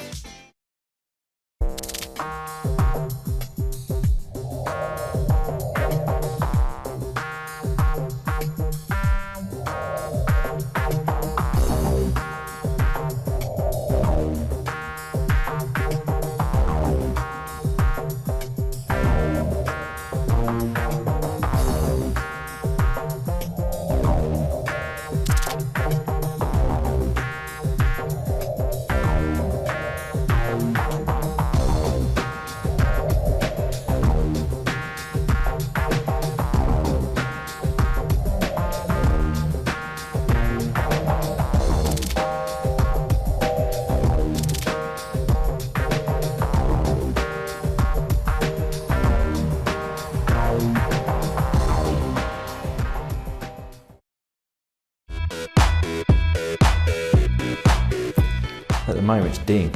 I can't lose to Ding at the moment, and he's like one of the best players in the world. Some of the slow players on tour does make it hard work, but they're there to do a job at the end of the day. My missus. I sort of watch a little bit of Lee Evans, Peter Kay, negativity, people that quit. I can't see the point. It's like just stupid, I think, sometimes. I think I've got good hair. I've got to start running, I've got to start losing a bit of weight. Every food. Obviously we've got a lot in China. I actually do like eating Chinese foods with chopsticks. My missus' food I might hate. She don't do that great food. PE, any break, you should play football, you should do sport. History, maybe probably because of the teacher. You catch up with friends that say you ain't seen for 20 years and things like that. The trolls you get. Obviously people that just lost a bet and they think they can just slag you off and things like that I hate. I've just got onto red wine, bit of Chateau Neuf de Pat, something like the old shots like Zambuca and tequila and things like that. Being on a train and people talk and they don't need a phone. I'm allowed that people talk sometimes. I can talk to my boy, talk to my stepdaughter whenever I want. Seeing them grow up, seeing them develop into a person. So my son's 3 now and he's picking up every ball sport going, so he's obviously a little me.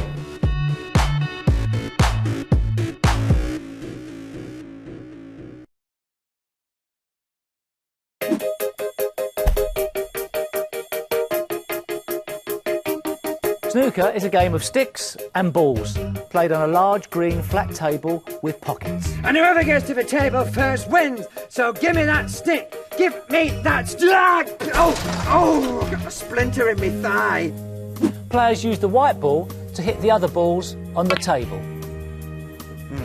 If you can't handle a cue, you can use your face. Right. Oh, look at that, got one in. Hey, I'm better than you, cocker. If a player pots a red ball, they get 1 point. If they pot a purple, pink or black ball, further points can be awarded, unless they hit a blue ball, in which case the table will self-combust. Or not. There is also a green ball, but because the table's green, it's invisible. Steve Davis will now position it and take a lovely shot. There it is.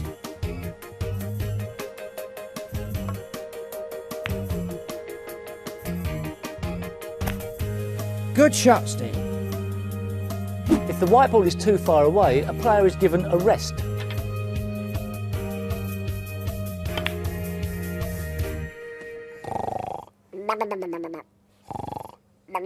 Oh, Steve! After their rests, players continue hitting red balls with their sticks. Forever and ever and ever and ever and ever and ever and ever and ever. Will it ever end? Forever.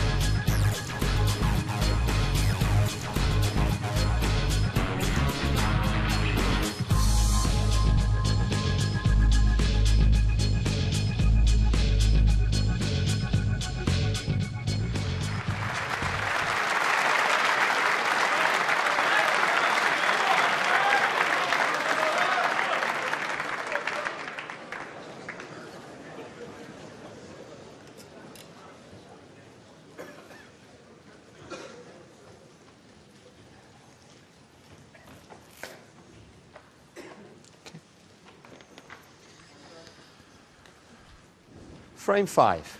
Stuart Bingham to break.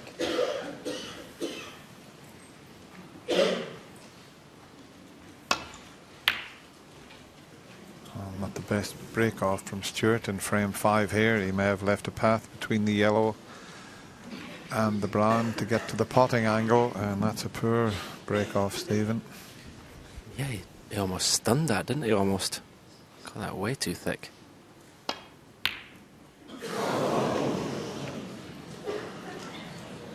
No, it's not been the Judd trump of the first 2 rounds tonight. Don't know about you, Stephen, but I just detected a slight movement there. And a few of the shots that Judd's played, he usually keeps very still, but I've detected a little bit of movement. Yeah, I've mentioned it a couple of times. He looks nervous tonight. Looks edgy.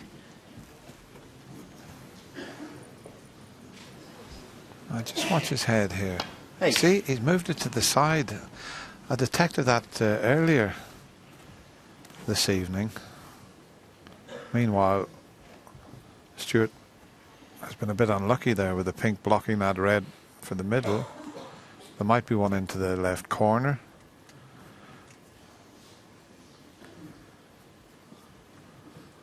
This is where he stunned into them, played it very well, scattered quite a few reds, and he's very unlucky not to have an easy red to go at. There's one definitely pots into the left corner.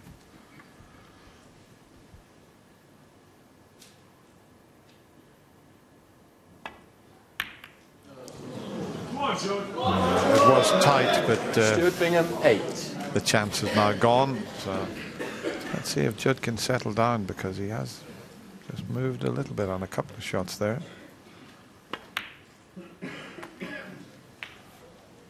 One.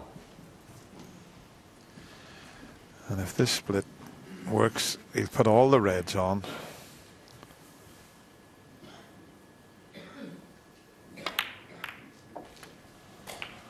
That is a great chance now for Judd. Yeah, it's a nice little shot using the pack to guide the cue ball for this red to the right corner. 9. And this sort of situation is where it's been devastating so far in the tournament. He's just never looked like missing when he's got in.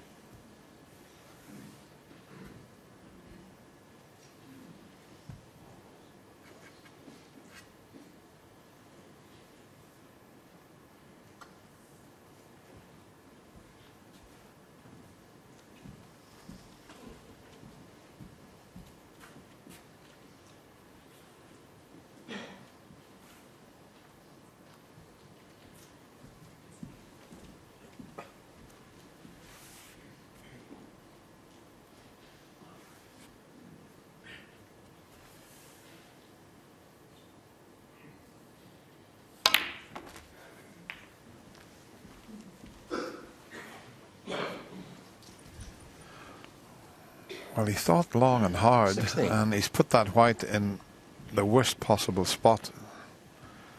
He may not even be on a red here.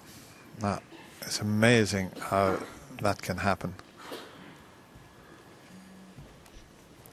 Yeah, he's disgusted with himself.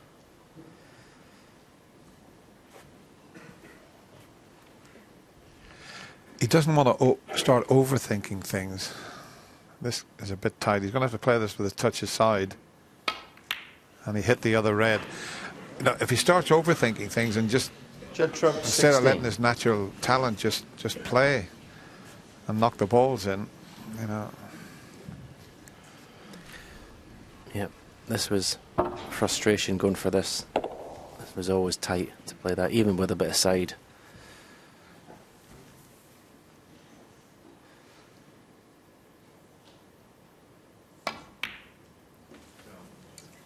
So he needs to take a few deep breaths, Judd. Remember what he's here to do.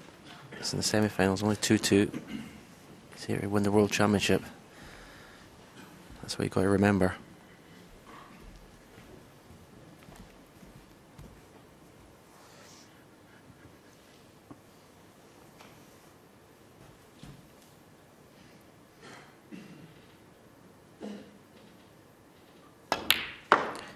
The World Championship is so long, Dennis. You're going to have bad sessions.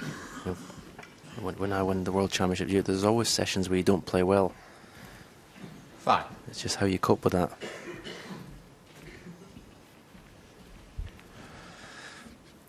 Yeah, he's just got to get his focus back, and meanwhile Stuart Bingham will be trying to capitalise on Judd's mistakes.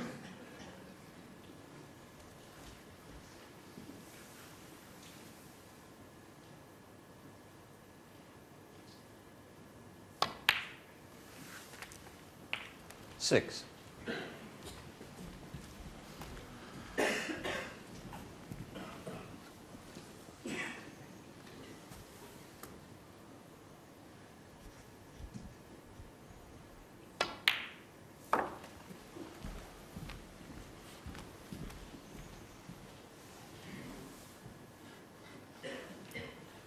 Twelve.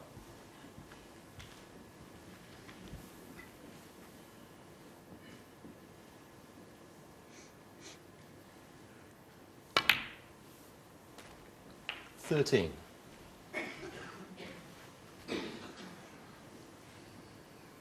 It's 4 awkward reds near the cushions there, as you can see. Little triangle of reds behind the pink. None of those are available at the moment. They are now.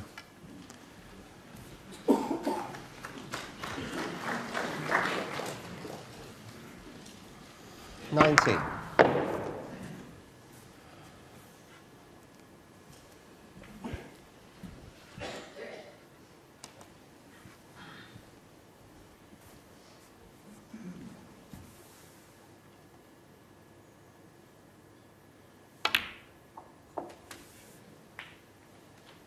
$20.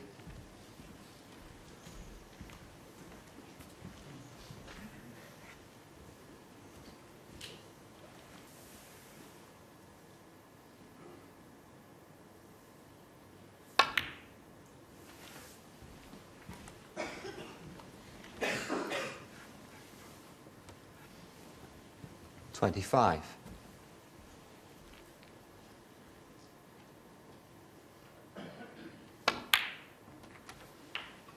$26. 8 frames to be played this evening. It's 4 sessions now. We're down to the semi-final. It's 3 8s and a 9. They will play their second session tomorrow afternoon.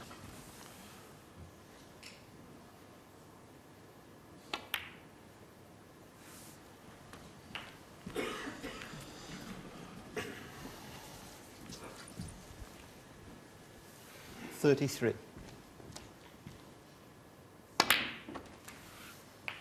34. Well, I can't believe what he's done there.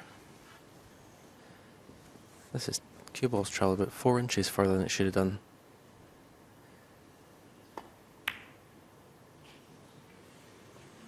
That's why I had to drop that black in dead weight.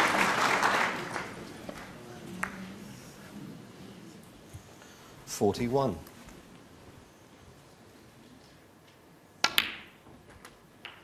$42. Now he's finished dead straight in the black, so he's playing some careless positional shots here, Stuart.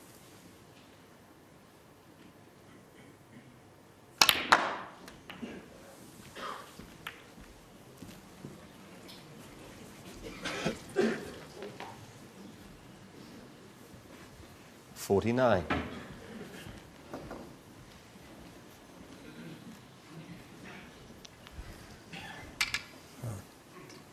Not easy to clinch the frame from this position.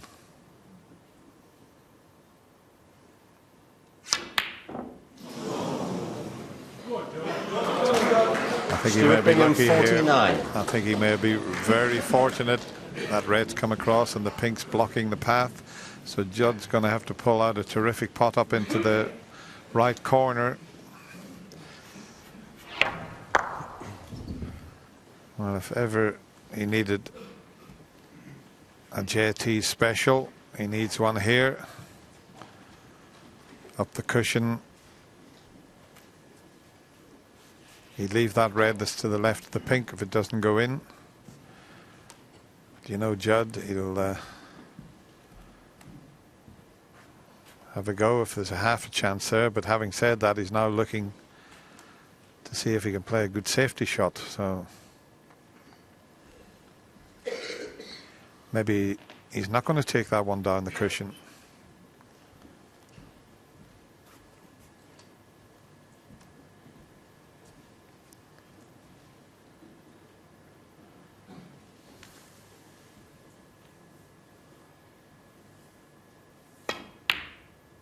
Didn't take it on.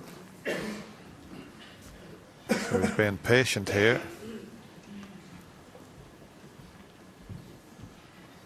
And it looks as if Stuart's going to have a go at this red that I mentioned to the left of the pink. I think he'll avoid the cannon on the black if he hits it correctly.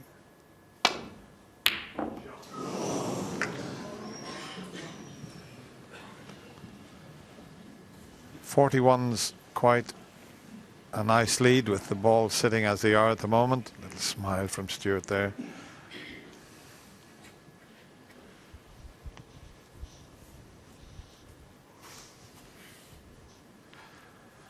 Well, it looks as if he refused the other one. He might take this on. No, it's just a safety shot off the edge of it. I like this shot. Well, it's coming up a little bit short, but it's pretty good.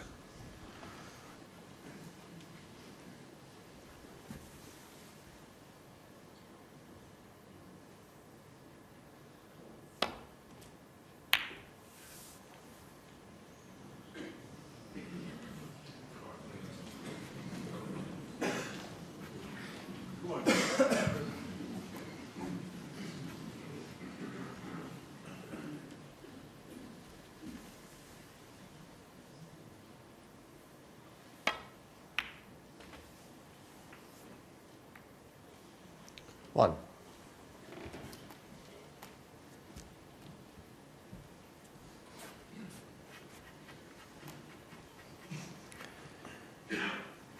May play a cannon in a red that's closest to the left middle pocket here. If he misses a cannon, he's going to be on one of the two reds in the black cushion. Nice. He's his cue ball to pull up. He looked to the skies as if he never played this, but it's perfect. 6.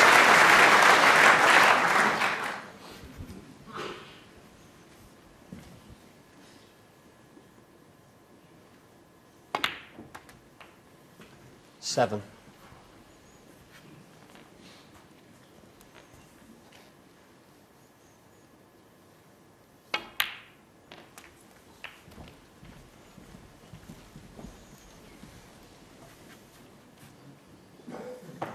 $14.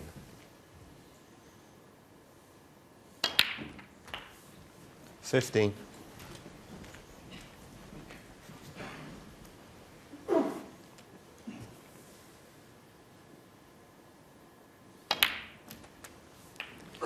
Now looking for an angle in the black to hopefully take this red off the cushion. 22. It's near the left middle pocket.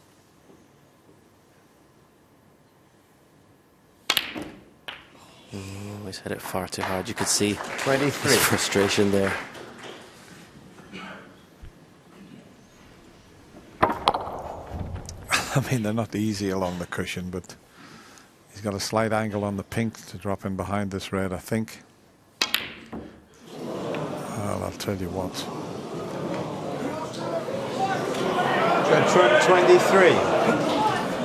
23. He's struggling a little bit out there, is Judd, and Stuart Bingham's got to take full advantage. I thought he was going to drop in behind that last red, but he felt he had an angle to move it, which he moved it perfectly, but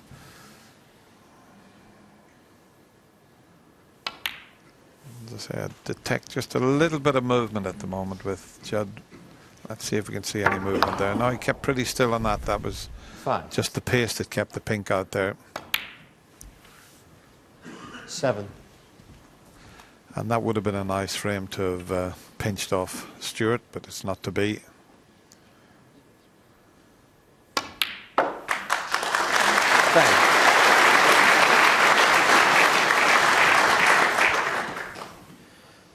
They're both making mistakes, but it's Stewart that looks the most composed out there. 14.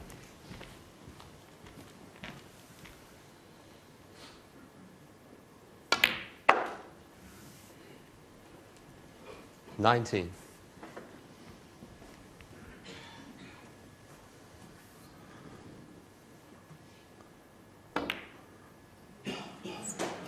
We had an 89 break in the frame before the mid-session interval. There was a few errors in that frame, but Stuart Bingham won't mind that. He's taken that frame and he now leads 3-2. Wow. Judd's just let a few errors creep into his game, but it's 4 sessions, and as Stephen mentioned, you're going to have the odd bad session when you're here for 17 days. This was a, let's have a look at it, see if he moved a bit on this. I'm just watching his head and body as he delivers the cue. Let's have a look. He said there's just a little bit of movement there, which you don't usually get with Judd. This one here, well, he took quite a while, but you'd have thought he's bound to get on a red, and in the end he just left it in no man's land and tried to pot a ball that wasn't on. Yeah, he tried it with side. I think he was so disappointed that he didn't get nicely on a red. And then this one here, I thought he was going to drop in behind the red, but then he thought, I'll force it and move the red, and just the pace kept that out, and he knocked the red right over the pocket. So few errors. Yeah, the shots that he misses, you can see he sort of leans his body into the shot. It's the ones that he misses. I think a lot of that's to do with concentration. Thank you. The 6th frame. Judd Trump to break.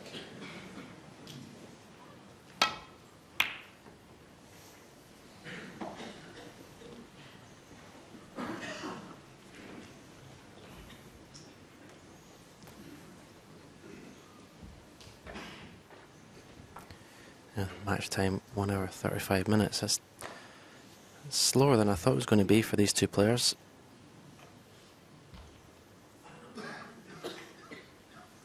Almost 20 minutes a frame it's quite slow.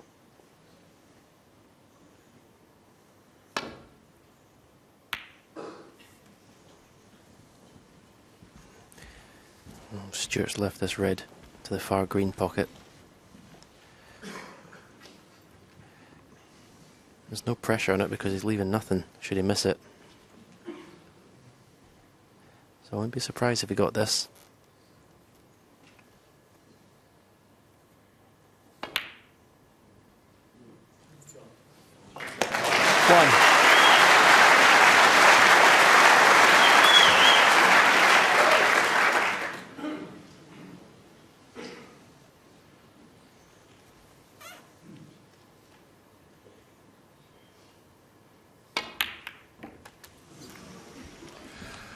Well, they're not going into the middle of the pocket at the moment.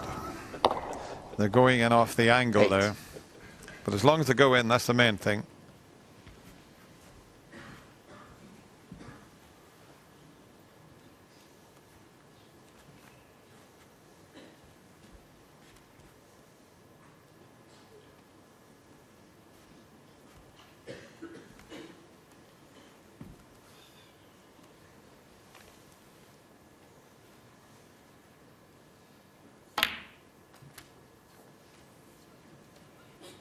Nine.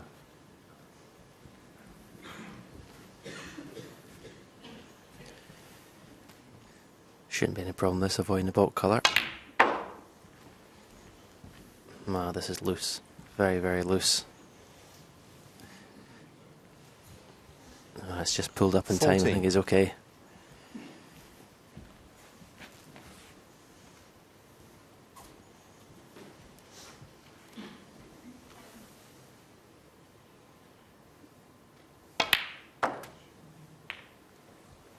$15.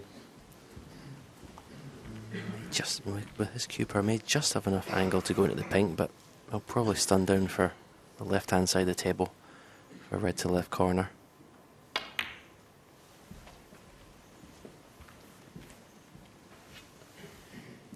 The two reds to the left of the pack. 20. I think the bottom one goes to the right corner. But you always like to go into the bunch with one or two loose reds as a bit of insurance. 21. He's left at angle, so I think this will be just above centre striking with the left-hand side on the cue ball here into the bunch.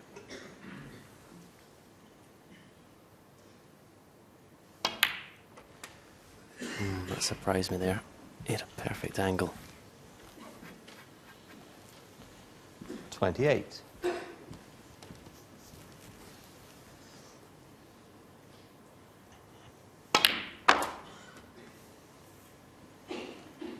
$29. And now he's finished straight. Very surprised he didn't go into the back that time off the black.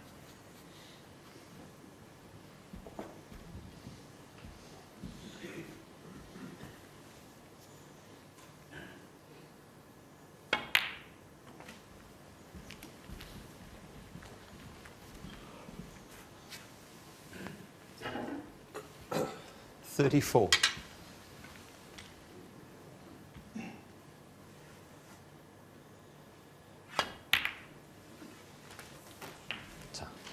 $35.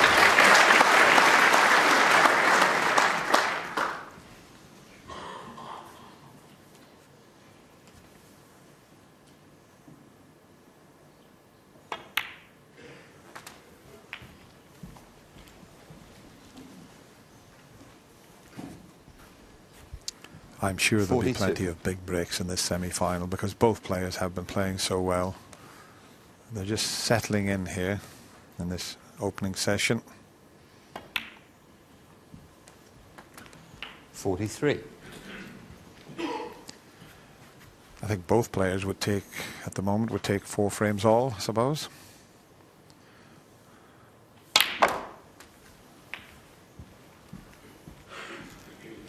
Still a bit awkward. There's no point in going up onto the blue because the pink's away from the 50. red, so going into the pink wouldn't be guaranteed to open the reds nicely. But he's on the blue. 51. I don't know if the red next to the pink goes. If not, he's going to have to come off the side cushion and into the bunch of reds with a lot of top spin here. And that's, I think, what he's going to play. See the top spin?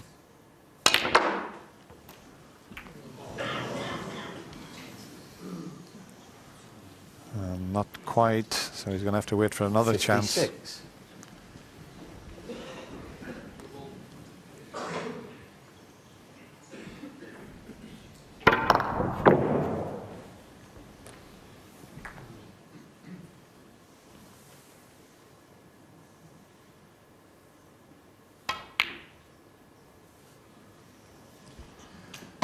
He just got a bit too much Just from side. 56.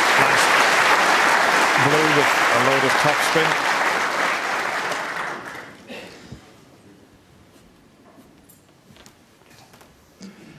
Yeah, this is what happens when you hit the ball right on the top. The ball stops, picks up pace, and then off it goes, running after the object ball.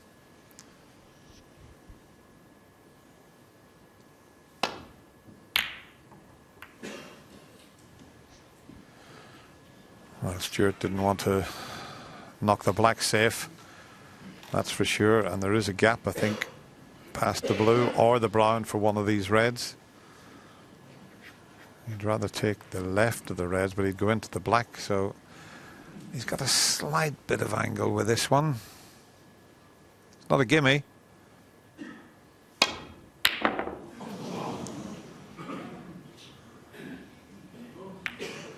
Well, everything went wrong there. The red caught the blue, the white caught the jaw of the middle pocket. Otherwise, he would have been safe there.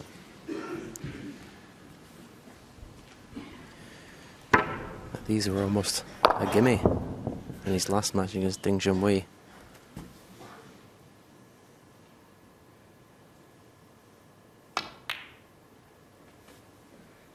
Playing for the blue to the right centre. It's nicely controlled.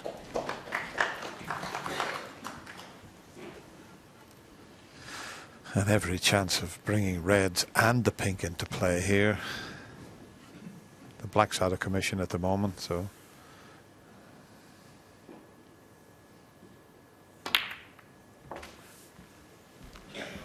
That was all it needed to develop those reds. He's coming around to just see if the pink will pot.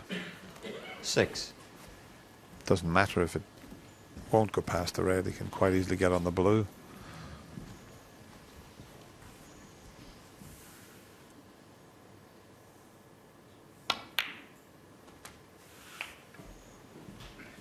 Seven.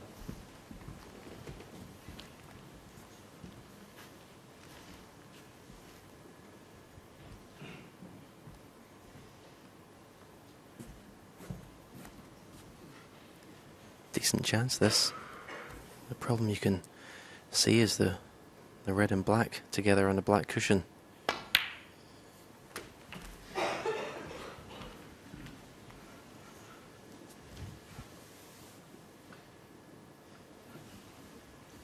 $13.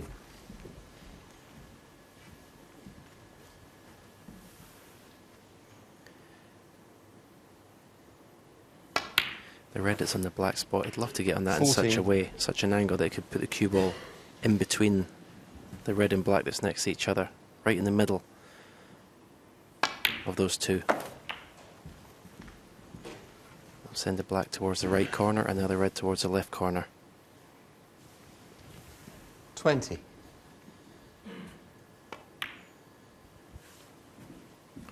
You'll be thinking about that just 21. now, although that's 2 or 3 shots in the future, that's what we'll be thinking about.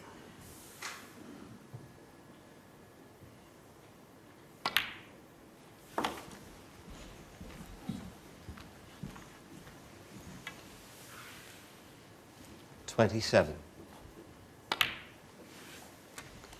28. He's already looking at what Stephen was suggesting. And what a steal this would be. And what a psychological boost for Stuart Bingham.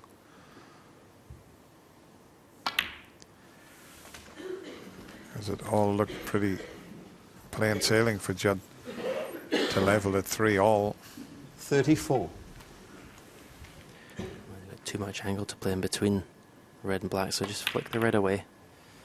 35. His favourite night for this frame.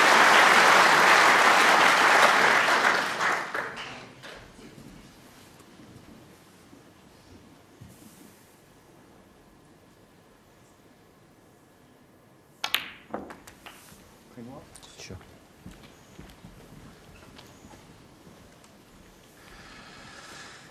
Yeah, this was 42. the shot that Stephen said he's been knocking in throughout this year's World Championship, and that would have given him the frame, you would have to say. Now he knows that he could quite easily lose it and be 2 behind. Still got to knock them in though, but what a chance.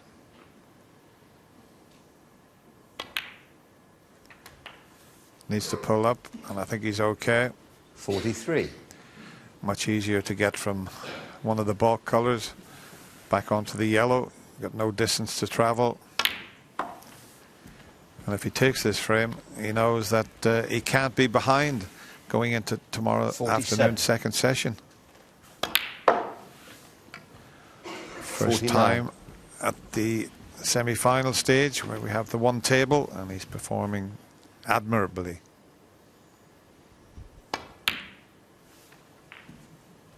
$52.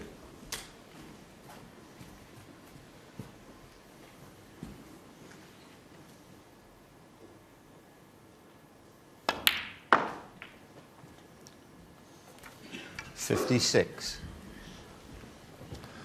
Blue and pink, and it's pretty straightforward where he's finished. 61.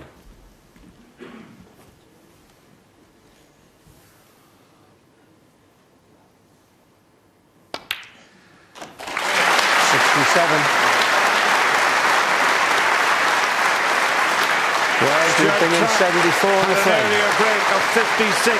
It wasn't enough. That long readiness.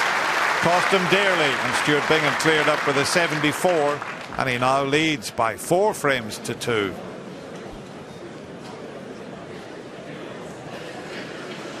Well, I think Stuart Bingham will be absolutely delighted, because he thought that frame had gone. He thought it had slipped away, but what a clearance.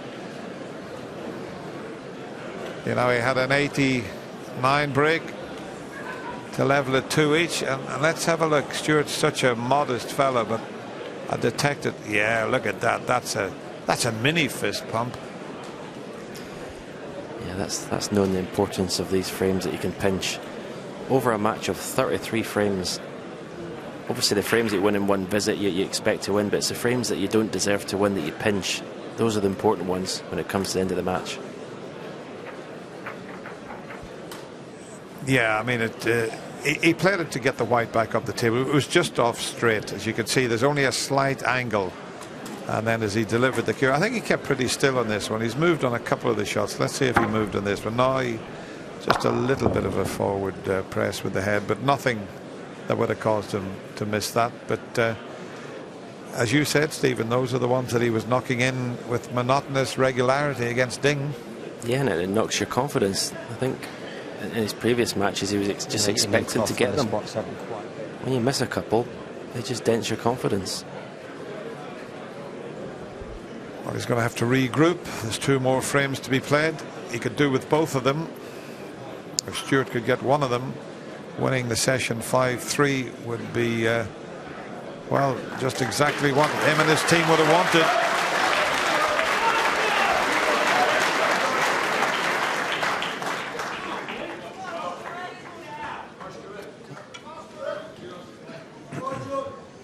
Thank you. Frame 7, Stuart Bingham to break.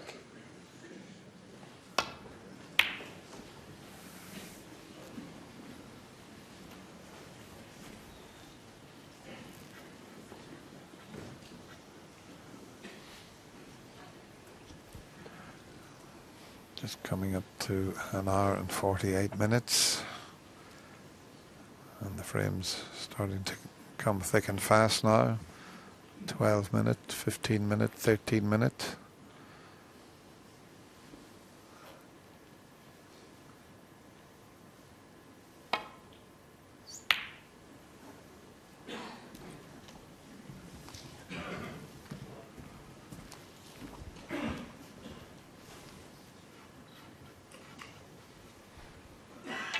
You'll want to win this frame, Judd Trump. You won't want to have the pressure of being 5-2 down and having to win the last frame to avoid being 6-2 down.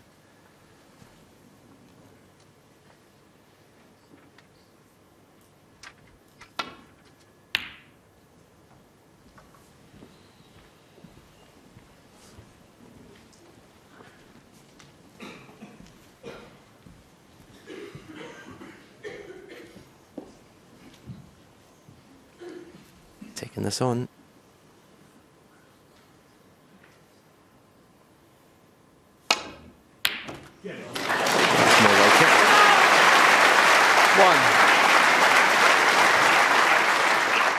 Play in between green and brown with the right hand side. Baulk cushion, right hand side cushion into the pack. That's what he's played. Here's your luck. First glance, not so good. 6. Well, a little smile from Judd, but he was so unfortunate there. He couldn't have played the shot that Stephen suggested any better. On another day, the white's just to the right. He would have a choice at 3 reds. That one's quite tight. If you're directly behind it where the cue is, it would be okay, but because of the angle, it's a bit of a blind pocket. And we've seen him try to pot a red when he was a bit unlucky in the other frame. He took one on that was very difficult, and he's done it again. Okay, he's had a bit of safety in mind, played it with the right hand, but he was very unfortunate there, it has to be said.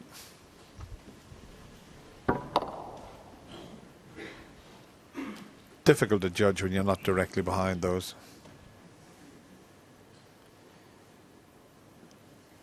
Yeah, when we see this split the pack, he just didn't catch the pack quite far enough up, closer towards the pink, just caught the edge of them.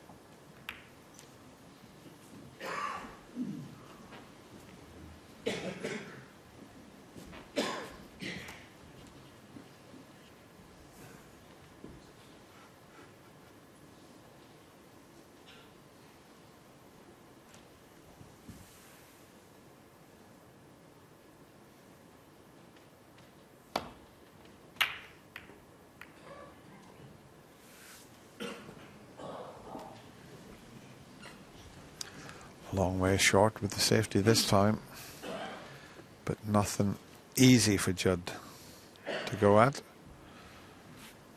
The red to the right corner, not a lot of use. He's cannon into the reds and black. No value in attempting that.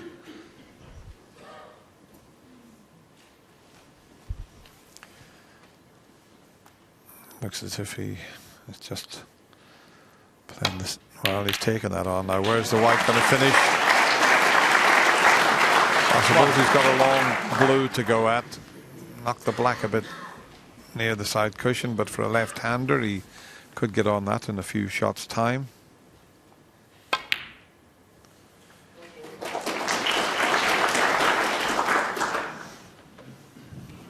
Pink, I think, is just about okay at the moment, but it's not going to be a straightforward 6. Break this. The reds are nicely placed.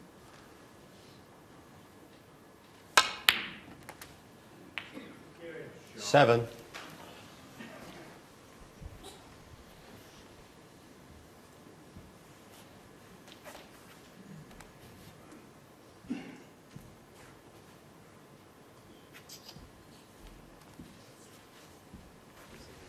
No fireworks just yet. Highest break, Stuart Bingham, 89.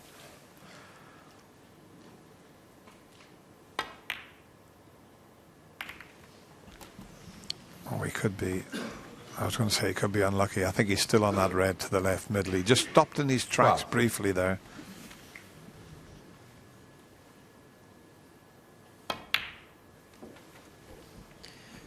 Yeah, I must admit, the way these two players have played up to this point in the tournament, I was expecting 2 or 3 centuries tonight. And it's the occasions has got to both players. Not hit top form yet.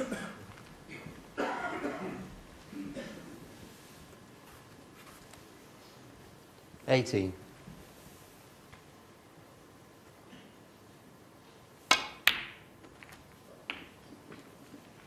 $19.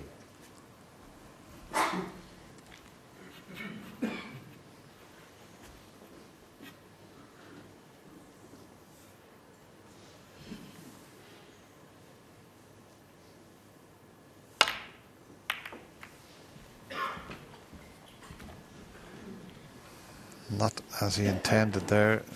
Wanted the white to stay 24. in around the reds rather than running towards the side cushion.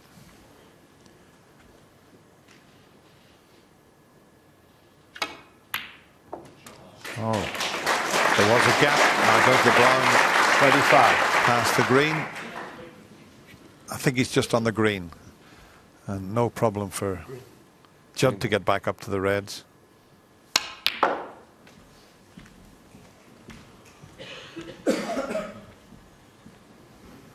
Having to work hard for these. 28. Not easy to get to 67 points from this position. And there's that 29. black, but he could have done with just running a little bit further. Can he reach round? I'm not sure.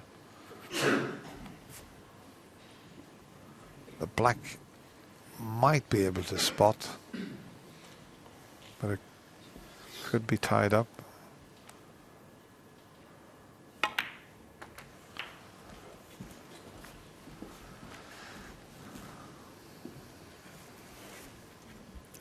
He's really struggling with his cue ball control. 36.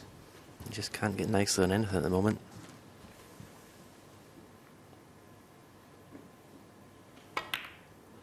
But he keeps potting. That's the main thing. 47. He is perfect on the brown. The two reds below the pink, he can play for whatever one he likes, to left corner or right corner.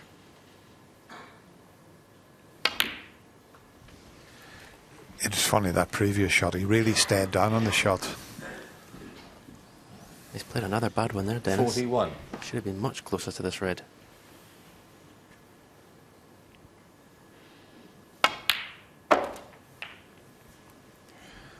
Well, he's been all around 42. the houses for this break, but as long as you keep potting them. He made that look very easy. Yeah, he said a green, a brown, 4 blues and a black.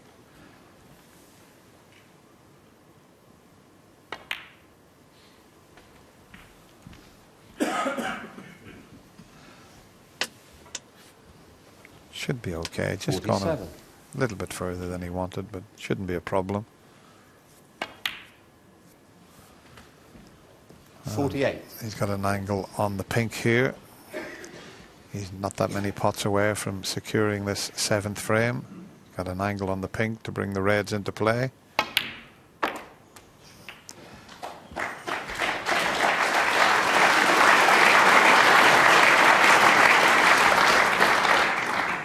No, 54. 2 reds to the left and below the black. This isn't a gimme. Wow, he just stripped it in. So confidently there.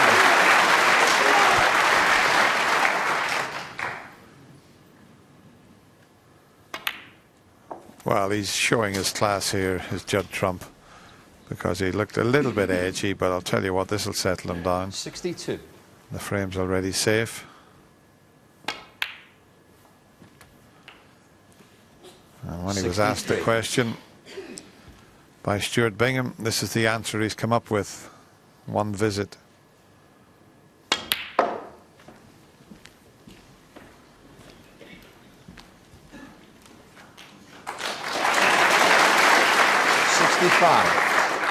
Yep, this was a big frame for Judd Trump, and he's responded fabulously.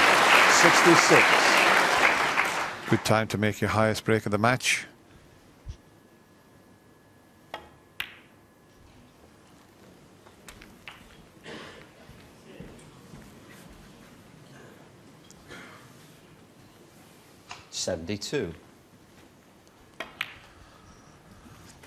Stuart 73. Almost made a century in the first half of this session.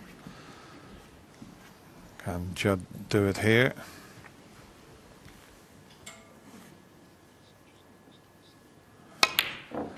Oh, he wobbled that one.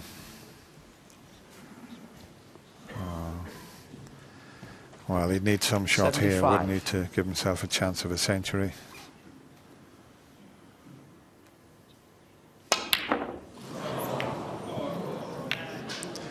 No century break, but 75 break, which was Judd's highest of this match so far, coming just at the right time, and he closes the gap. It's now 4 frames to 3.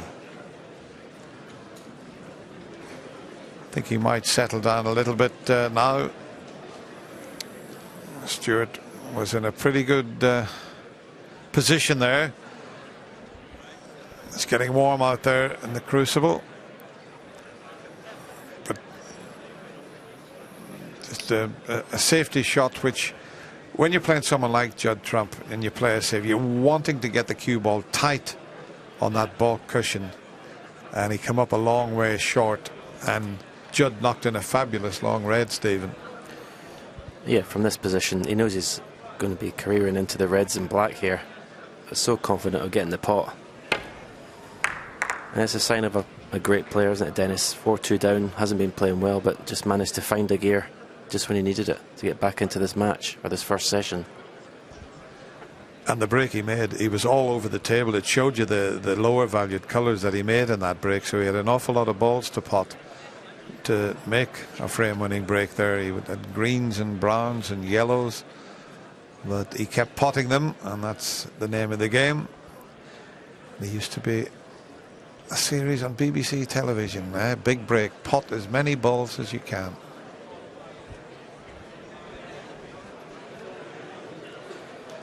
I suppose 4-4 would be a fair result, and you wouldn't say anyone's dominated the session so far.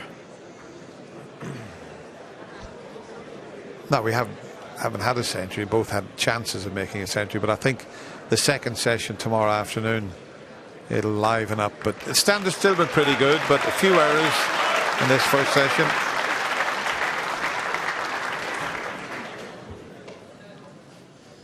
Thank you. The final frame of this session, Judd Trump to break.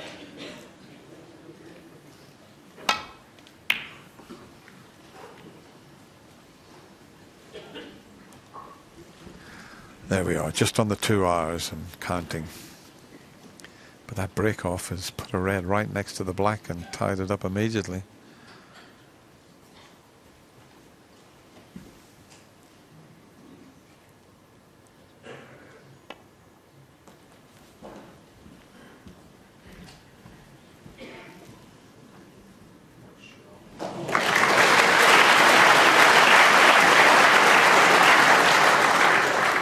Touching, but no problem for Judd to just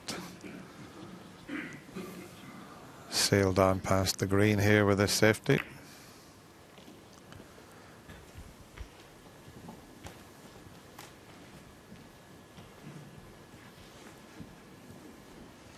I thought he might have played a thinner one and just left it the other side of the green.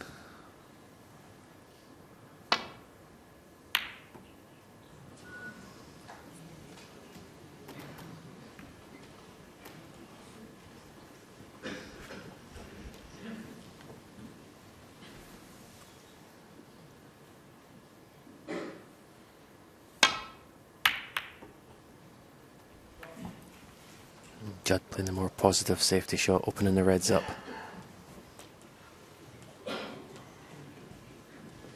Not only did he open the reds up, but he's brought the black into play. It was tied up.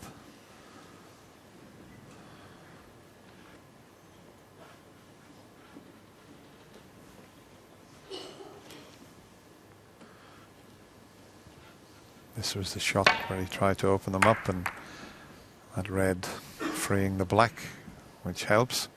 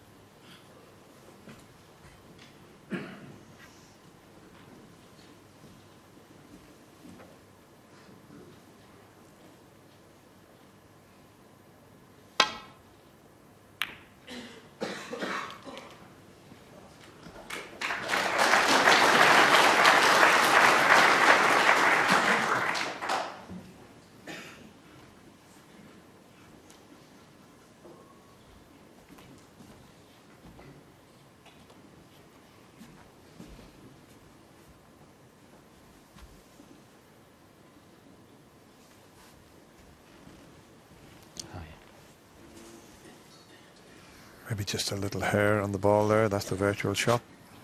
That's what Stuart's looking at.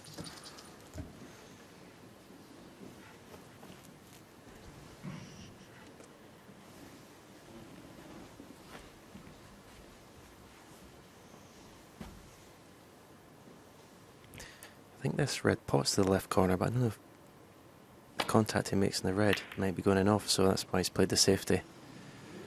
Oh, he's going towards the pocket. I think he's blocked the path.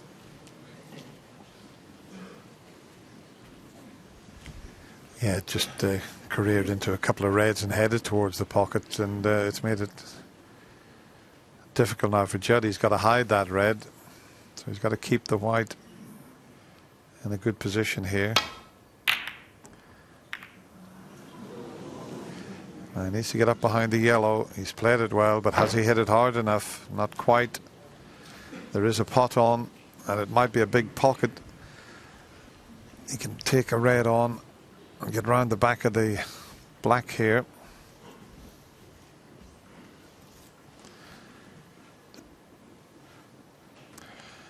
That's the red that Stewart can pot, and he can take the white round the back of the black and red.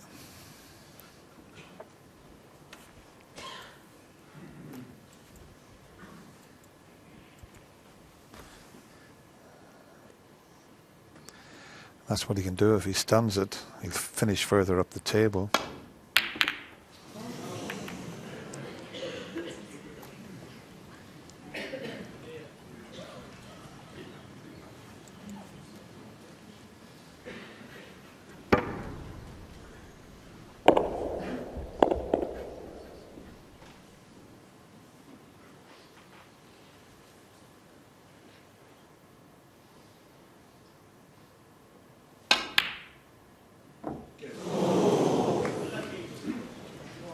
It's lovely on that type of shot when you hear the Crucible crowd. Big, oh, they thought that was in. I think Judd did.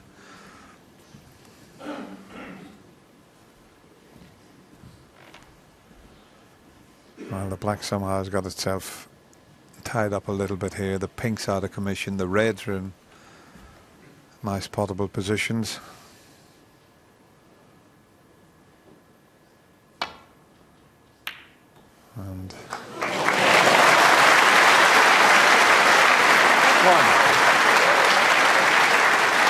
And he picked that out nicely, and if he can get tight in behind one of these colors, it'll make it difficult for Judd to get. Stuart Bingham 1. He'd love to get to that red that's near the left corner pocket.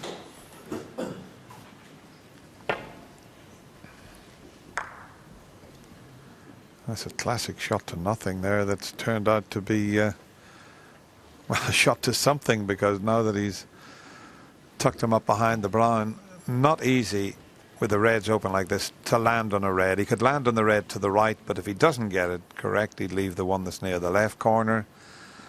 He'd have to be so precise to do that.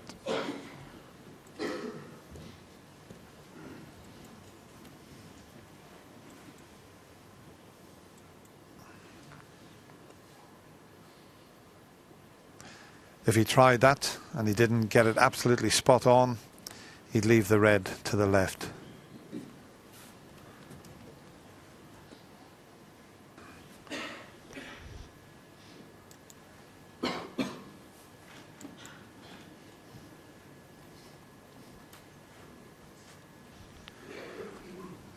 He's still going to try and land on that. That looks a much more difficult way he was thinking of.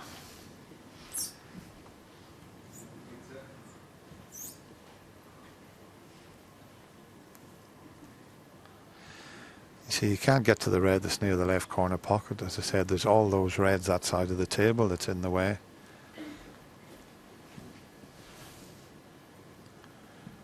He'll do well to get out of this situation. He really will.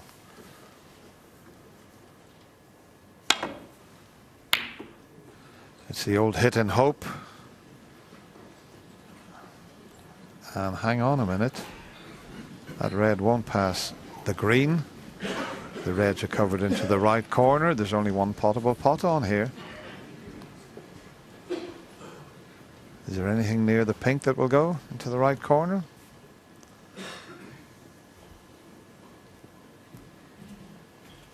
That all looks very tight there.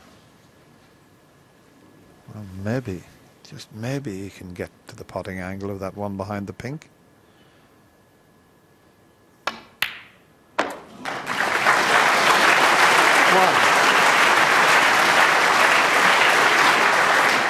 So for a split second there, I thought Judd had got away with that, but He picked that out nicely. There wasn't a lot of margin for error with this shot.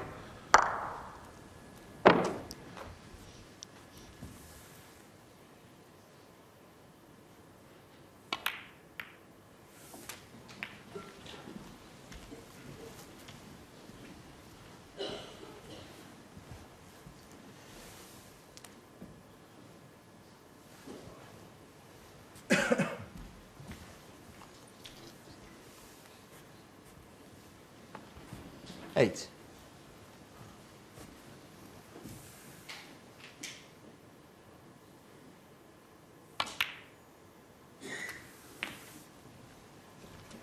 Nine. It's a nice lead to have after the first session, 5-3. It really is.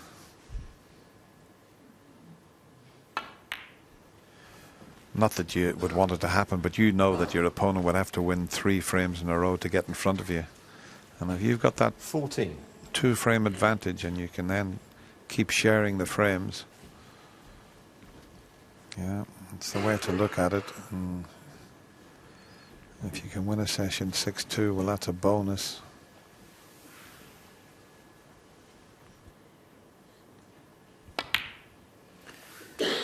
Yeah, whenever you've got a lead in these matches, the next session just puts so much more pressure on the player that's chasing. In this case, if it does end up 5-3 to Stuart, Judd trump.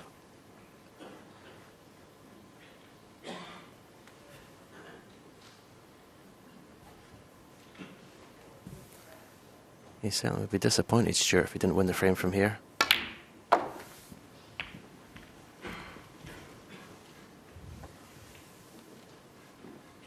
It's always nice when you 21. Can score off the pink,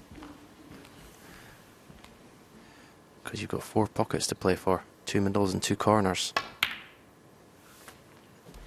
22. He's given himself plenty of time here. He's not rushing into each shot, Stuart. He knows the importance of this final frame of this session.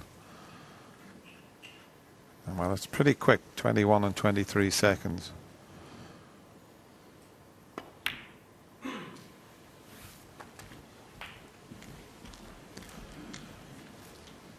know he's here with his team, Stuart. Well, went for a bite to eat earlier, and Steve Feeney, his coach, is with them. Been working with Stuart for 29. Quite a while now, and Stuart has put it down to Stephen that he's started playing as well as he has done.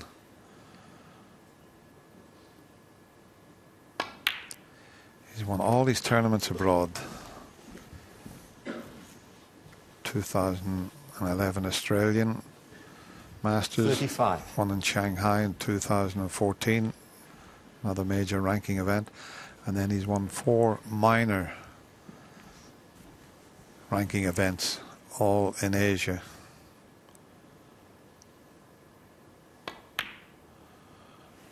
And he's realised his dream. He's got 36. To the Crucible semi-final with a 1-table situation. He got very emotional after his win against Ronnie, and he's got off to a pretty good start here. He's already got himself 43 points in the lead. 42. There's enough easy reds with pinks or the blue if needed to win this last frame. Judd made a splendid 75 43. breaks in the previous frame, where he potted balls all over the table, yellows, greens, browns.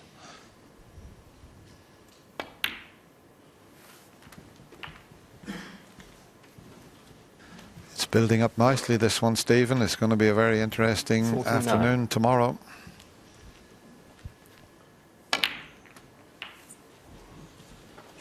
$50.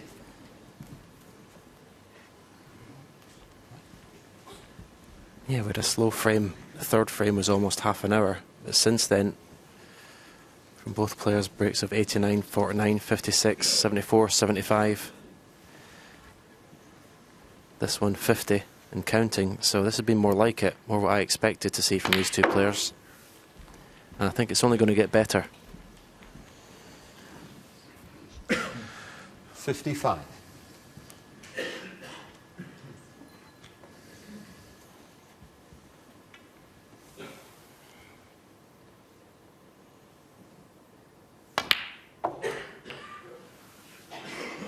56.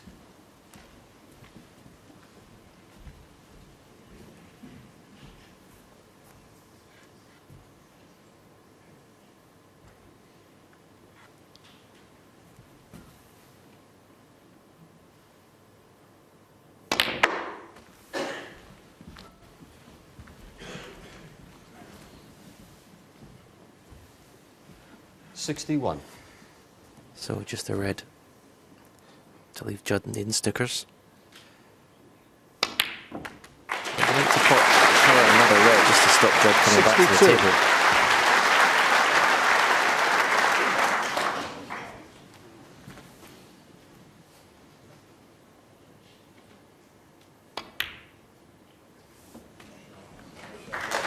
That should make absolutely sure now. 69 ahead, just drop this red in, and it's been a good evening's work for Stuart Bingham.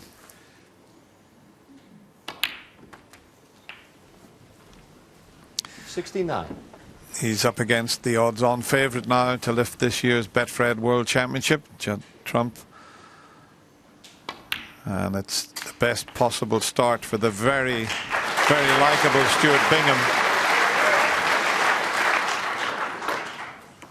75. He's been close to knocking in a century 76. this evening. Wouldn't it be ironic if he did it in the final frame?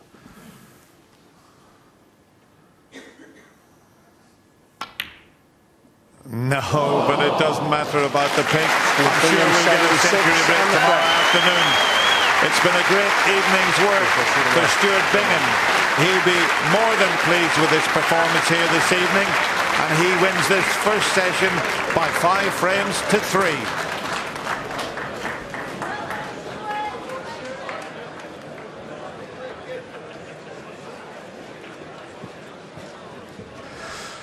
All right, we'll be back bright and early in the morning at 10 o'clock with Sean Murphy and Barry Hawkins. So good night, and we'll see you in the morning.